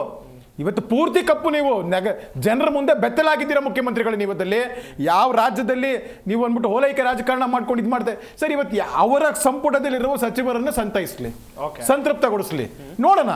ಯಾಕಂದ್ರೆ ಇವರು ಯಾರು ಸಚಿವರಿದ್ದಾರೋ, ಅವ್ರ ಸಮುದಾಯದ ಮುಖಂಡರಿದ್ದಾರೋ, ಅವ್ರು ಅದಕ್ಕೆ ಉತ್ತರ ಕೊಡಬೇಕಾಗುತ್ತೆ ಜನರಿಗೆ. ಅವರ ಕ್ಷೇತ್ರದಲ್ಲಿ ಉತ್ತರ ಕೊಡಬೇಕಾಗತ್ತೆ, ಜಿಲ್ಲೆಯಲ್ಲಿ ಉತ್ತರ ಕೊಡಬೇಕಾಗತ್ತೆ, ಸಮುದಾಯದ ಗುರುಗಳಿಗೆ ಉತ್ತರ ಕೊಡಬೇಕಾಗತ್ತೆ. ಏನ್ ಮಾಡಿದ್ರಿ ನೀವು? ನಿಮಗೆ ನಮ್ಮ ಸಮುದಾಯವಾಗ್ಬಿಟ್ಟು ಏನೋ ಒಂದು ಸಾಧಿಸ್ತೀರಾ ಅಂದ್ಬಿಟ್ಟು ನಿಮಗೆ ಬೆಂಬಲ ಕೊಟ್ಟವಲ್ಲ, ಏನು ನಮ್ಮದೇನು? ನಮಗೆ ಅಭಿವೃದ್ಧಿ ಅಂತೂ ಮಾಡಿಲ್ಲ, ನಮ್ಮಲ್ಲಿ ಯಾವೊಂದು ಬೇರೆ ಆದಂತ ಒಂದು ವಿಶೇಷವಾದ ಕಾಳಜಿನೂ ವಹಿಸಿಲ್ಲ, ಮತ್ತೆ ನಮ್ಮನ್ನ ಹೊಡೆದಾಡ್ಕೊಳಕಂತ ಮಾಡಿದ್ರಿ. ಹೊಡೆದಾಡ್ಕೊಳಕಂತ ಏನ್ ಮಾಡಿದ್ರಿ ಅಂದ್ರೆ, ಜಾತಿ ಮೇಲೆ ಕೊಟ್ಬಿಟ್ಟು ಬಡಿಗೆ ಕೊಟ್ಬಿಟ್ಟು ಹೊಡೆದಾಡ್ಕೊಡ್ರಿ ಅಂತ. ಇದೇ ನೀವು ಕೊಡೋದು ರಾಜ್ಯಕ್ಕೆ? ಇದನ್ನ ಏನ್ ಕೊಡ್ತಾ ಇದೀರಾ ನೀವು? ಅದಲ್ಲಿ ಒಂದೊಂದು ಸರ್ ಇಲ್ಲ, ಕಲೆಕ್ಷನ್ ಕಮಿಷನ್ ಭ್ರಷ್ಟಾಚಾರ, ಇಷ್ಟೇ ಇದನ್ನಲ್ಲಿ. ಇದಕ್ಕಿಂತ ಮೇಲ್ ಬರಕ್ಕೆ ಈ ಸರ್ಕಾರಕ್ಕೆ ಆಗ್ಲೇ ಇಲ್ಲ. ಆಮೇಲೆ ಯಾವ ರೀತಿ ಅಂತ SC ಮತ್ತೆ ST ಅವ್ರಿಗೆ ಮುಖ ತೋರಿಸ್ತಾರೆ ಸರ್. 2 ವರ್ಷದಲ್ಲಿ 38,000 ಕೋಟಿ SC SCP ದುಡ್ಡು ಹಾಳಾಗಿ ಹೋಗಿರೋದನ್ನ ಅವ್ರಿಗೆ ಯಾಕೆ ತೋರಿಸ್ತಾರೆ ಸರ್ ಅಲ್ಲಿ? ಮತ್ತೆ ಅದಾದ್ಮೇಲೆ ಇವ್ರು ಹೇಳುವಂತದ್ದು, ಪ್ರತಿಯೊಂದು ಕಾನೂನು ಸುವ್ಯವಸ್ಥೆ ಮಾಡಿದಾಗ ಇದೊಂದು ಸಣ್ಣ ಘಟನೆ, ಇದೊಂದು ಚಿಕ್ಕ ಘಟನೆ. ಅದೇ ರೀತಿಗೆ ಈ ಒಂದು ಜಾತಿ ಗಣತಿ ವಿಪರೀತಕ್ಕೆ ಹೋದಾಗ ಇದೊಂದು ಮಕ್ಕಳಾಟನೋ, ಇದೊಂದು ಆಕಸ್ಮಿಕ ವರದಿನೋ ಅಂತ ಹೇಳೋದ್ರಲ್ಲಿ ಸಂಶಯನೇ ಇಲ್ಲ ಸರ್. ಇದನ್ನು ಏನಂತ ಗೃಹ ಮಂತ್ರಿಗಳು ಹೇಳುವಂತ ಸಿದ್ಧ ಸೂತ್ರ ತಯಾರು ಮಾಡ್ಕೊಂಡಿರ್ತಾರೆ. ಅದು ನಮಗೆ ಏಪ್ರಿಲ್ 17ನೇ ತಾರೀಕು ವಿಶೇಷ ಕ್ಯಾಬಿನೆಟ್ ಆದ್ಮೇಲೆ ನಾವು ನೀವು ಇದನ್ನ ಚರ್ಚೆ ಮಾಡ್ತೀವಿ ಸರ್. ಪುರಾಣಿಕ್ ಸರ್, ಕೊನೆಯದಾಗಿ ಈ ವರದಿ ಜಾರಿಯಾದ್ರೆ ಮುಂದೇನಾಗಬಹುದು? ಮುಖ್ಯಮಂತ್ರಿ ಸಿದ್ದರಾಮಯ್ಯನವರು ಅಥವಾ ಕಾಂಗ್ರೆಸ್ ಸರ್ಕಾರ ಯಾವ ರೀತಿಯಾದಂತ ಸವಾಲುಗಳನ್ನು ಎದುರಿಸಬಹುದು? ಚುಟುಕಾಗಿ ಹೇಳ್ತಾ ಹೋಗೋದಾದ್ರೆ ಸರ್. ಮುಖ್ಯಮಂತ್ರಿಗಳಿಗೆ ಇದು ದೊಡ್ಡ ಸವಾಲು ಮತ್ತು ಅವರ ಅಸ್ತಿತ್ವವನ್ನೇ ಒಂದು ಅಲುಗಾಡಿಸ್ತಕ್ಕಂಥ ಒಂದು ಸನ್ನಿವೇಶ ಇದೆ. ಅದರಿಂದ ಇವರು ಕೇವಲ ಕೆಲವು ರಾಹುಲ್ ಗಾಂಧಿ ಅಥವಾ ಕಾಂಗ್ರೆಸ್ ಹೈಕಮಾಂಡ್ ಅವ್ರನ್ನ ಇಂಪ್ರೆಸ್ ಮಾಡಲಿಕ್ಕೆ ಅಥವಾ ಅವರ ವಿಶ್ವಾಸ ಗಳಿಸಲಿಕ್ಕೆ ಮಾಡಿದರೆ ಬಹುಶಃ ಮುಖ್ಯಮಂತ್ರಿಗಳು ತಮ್ಮ ರಾಜಕೀಯ 45 ವರ್ಷದ ರಾಜಕೀಯದಲ್ಲಿ ಒಂದು ದೊಡ್ಡ ತಪ್ಪನ್ನು ಮಾಡ್ತಾರೆ ಅಂತಕ್ಕಂಥದ್ದು ನನ್ನ ಭಾವನೆ. ಇನ್ನೊಂದು ಏನಂದರೆ, ಈ ಒಂದು ವರದಿಯಲ್ಲಿರ್ತಕ್ಕಂಥ ವಿರೋಧಾಭಾಸಗಳನ್ನು ನೋಡಿ, ಅವರು ಚನ್ನಗಿರಿ ಶಾಸಕರು ಹೇಳ್ತಾರೆ ಸಾದರ ಜನಾಂಗ 63,000 ಜನ ಇದ್ದೀವಿ, ಆದರೆ ಇಡೀ ಕರ್ನಾಟಕದಲ್ಲೇ 65,000 ಜನ ಸಾದರಿದ್ದಾರೆ ಅಂತ. ಒಂದು ಚನ್ನಗಿರಿ ಕಾನ್ಸ್ಟಿಟ್ಯೂನ್ಸಿಲೇ 65,000 ಇರಬೇಕಾದ್ರೆ ಸುಮಾರು ಅವರು 5-6 ಜಿಲ್ಲೆಗಳಲ್ಲಿ ಪ್ರಬಲವಾಗಿರ್ತಕ್ಕಂಥ ಕಮ್ಯುನಿಟಿ ಲಕ್ಷಾಂತರ 20-30 ಲಕ್ಷ ಜನ. ಆಮೇಲೆ ಇವರು ಪಂಚಮಸಾಲಿಯವರು ಇದ್ದಾರೆ, 45 ಲಕ್ಷ ಜನ ಇದ್ದಾರೆ. ಅವರನ್ನು ಸೇರಿದರೆ ಇದು ಕೇವಲ ಒಟ್ಟಾರೆ ಲಿಂಗಾಯತರು 63 ಲಕ್ಷ ಅಂತ ಹೇಳೋದಾದ್ರೆ, ಅವರು 45 ಲಕ್ಷ ಕೊಟ್ಟರೆ ಬರೀ ಉಳಿದ ಎಲ್ಲ ಲಿಂಗಾಯತರುಗಳು ಬಣಜಿಗರೇ ಆಗಲಿ ಬೇರೆ ಆಗಲಿ ಎಲ್ಲ ರೀತಿಯ ಲಿಂಗಾಯತರುಗಳು ಕೇವಲ 15 ಲಕ್ಷವೇ? ಇಲ್ಲೇ ಕಾಣುತ್ತೆ ಅವೈಜ್ಞಾನಿಕ ಅಂತಕ್ಕಂಥ. ಈ ರಾಜಕೀಯ ಪಕ್ಷದ ಪ್ರತಿನಿಧಿಗಳು ಮಾತಾಡಿರೋದು ಅದು ವೈಯಕ್ತಿಕವಾದ ಭ್ರಷ್ಟಾಚಾರ, ಅವರ ಒಂದು ಹಕ್ಕದು ಟೀಕೆ ಮಾಡೋದು. ನನ್ನ ಪ್ರಕಾರ ಮುಖ್ಯಮಂತ್ರಿಗಳು ತಮ್ಮ ಏನು ಒಂದು ಘನತೆ, ಆ ಒಂದು ಸ್ಥಾನದಲ್ಲಿರ್ತಕ್ಕಂಥ ಅವರ ಒಂದು ಪ್ರತಿಜ್ಞೆ ಮತ್ತು ಸಂವಿಧಾನವನ್ನು ಎತ್ತಿ ಹಿಡಿತಕ್ಕಂಥದ್ದು, ಯಾರಿಗೂ ಪಕ್ಷಪಾತ ಮಾಡುವುದಿಲ್ಲ ಅನ್ನೋ ಪ್ರತಿಜ್ಞೆಯನ್ನು ಮಾಡಿರ್ತಕ್ಕಂಥ ಮುಖ್ಯಮಂತ್ರಿ ಇದನ್ನು ಬಹುಶಃ ಈ ರೀತಿ ಎಲ್ಲ ಗೊಂದಲಗಳಿಗೆ ಕಾರಣ ಆಗಿದೆ ಅಂತಕ್ಕಂಥದ್ದನ್ನು ಒಂದು ವೇಳೆ ತಿರಸ್ಕರಿಸಿದರೆ ಅವರು ಕರ್ನಾಟಕದ ಜನತೆಯ ಹೃದಯದಲ್ಲಿ ಒಳ್ಳೆ ಚಿರಸ್ಥಾಯಿ ಹೆಸರನ್ನು ಪಡಿತಾರೆ. ಮುಂದೆ ಅದನ್ನು ಹೊಸದಾಗಿ ಸೈಂಟಿಫಿಕ್ ಮಾಡಿ ಆ ಒಂದು ವರದಿಯನ್ನು ಮಾಡುವಾಗ ಎಲ್ಲರನ್ನು ಕೇಳಿ, ನೀವು ಈ ರೀತಿ ಆಧಾರಗಳನ್ನು ಕೇಳ್ತಾ ಇದ್ದೀವಿ, ಕ್ವಶನ್ ಹಿಂಗಿದೆ ಅಂತಕ್ಕಂಥದ್ದನ್ನು ಟ್ರಾನ್ಸ್ಪರೆಂಟ್ ಆಗಿ ಇಡಿ. ಇದು ಯಾವುದೂ ಗೊತ್ತಿಲ್ಲದೆ ಇರುವಾಗ ಕೇವಲ ಕೆಲವು ವ್ಯಕ್ತಿಗಳು ಮಾಡಿರ್ತಕ್ಕಂಥ ಈ ಒಂದು ವರದಿಯನ್ನ 169 ಕೋಟಿ ರೂಪಾಯಿ ಖರ್ಚು ಮಾಡಿದೀವಿ ಅನ್ನೋ ಒಂದು ದೊಡ್ಡ ಹಣದ ದೃಷ್ಟಿಯಿಂದ ನೀವು ವರದಿ ಜಾರಿಗೆ ತರಕೂಡದು.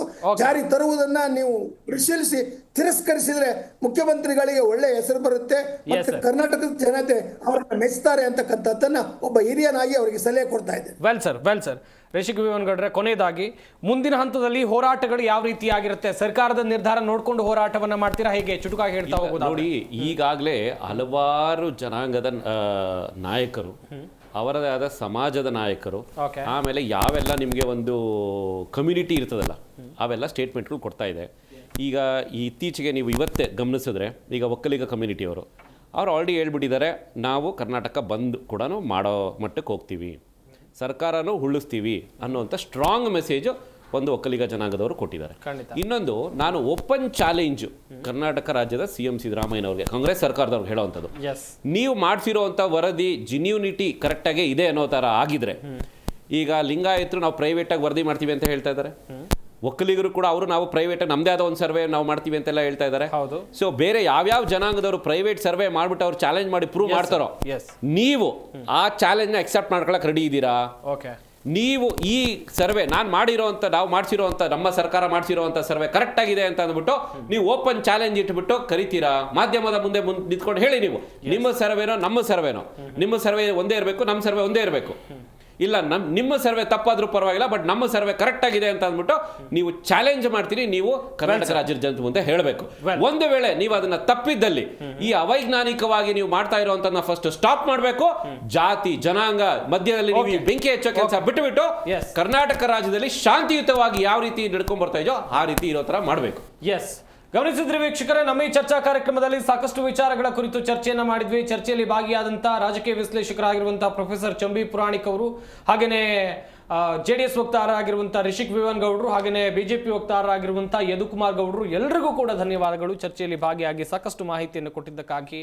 ಗಮನಿಸ್ತಾ ಇರಬಹುದು ವೀಕ್ಷಕರೇ, ಜಾತಿ ಜನಗಣತಿ ವಿಚಾರವಾಗಿ ರಾಜ್ಯ ರಾಜಕೀಯದಲ್ಲಿ ಎಷ್ಟು ದೊಡ್ಡ ಮಟ್ಟಿಗೆ ಜಟಾಪಟಿ ನಡೀತಾ ಇದೆ ಎನ್ನುವುದಾಗಿ ಕಾಂಗ್ರೆಸ್ನ ನಾಯಕರು ಹೇಳ್ತಾ ಇದ್ದಾರೆ. ಈ ವರದಿ ಅವೈಜ್ಞಾನಿಕ, ಸರ್ಕಾರ ಒಡೆದು ಆಳುವ ನೀತಿಯನ್ನ ಮಾಡ್ತಾ ಇದೆ ಎನ್ನುವುದಾಗಿ ಮತ್ತೊಂದಿಷ್ಟು ನಾಯಕರು ಹೇಳ್ತಾ ಇದ್ದಾರೆ. ವರದಿಯಲ್ಲಿ ಕೆಲವೊಂದಿಷ್ಟು ಅಂಶಗಳು ಸರಿ ಇಲ್ಲ, ಆ ಅಂಶಗಳನ್ನ ಸರಿ ಮಾಡಿ ಜಾರಿಗೆ ತನ್ನಿ ಎನ್ನುವುದಾಗಿ ಕಾದ್ ನೋಡಬೇಕು ಸರ್ಕಾರ ಯಾವ ನಿರ್ಧಾರಕ್ಕೆ ಬರುತ್ತೆ ಅಂತ ಹೇಳಿ. ಮುಂದಿನ ಸಂಪುಟ ಸಭೆಯವರೆಗೆ ಕಾದ್ರೆ ಎಲ್ಲವೂ ಕೂಡ ಕ್ಲಿಯರ್ ಆಗುತ್ತೆ. ಇದಾಗಿತ್ತು ಇವತ್ತಿನ ಚರ್ಚಾ ವಿಷಯ. ನೋಡ್ತಾ ಇರಿ ಜಿ ಕನ್ನಡ ನ್ಯೂಸ್, ಸತ್ಯವೇ ಸುದ್ದಿಯ ಜೀವಾಳ.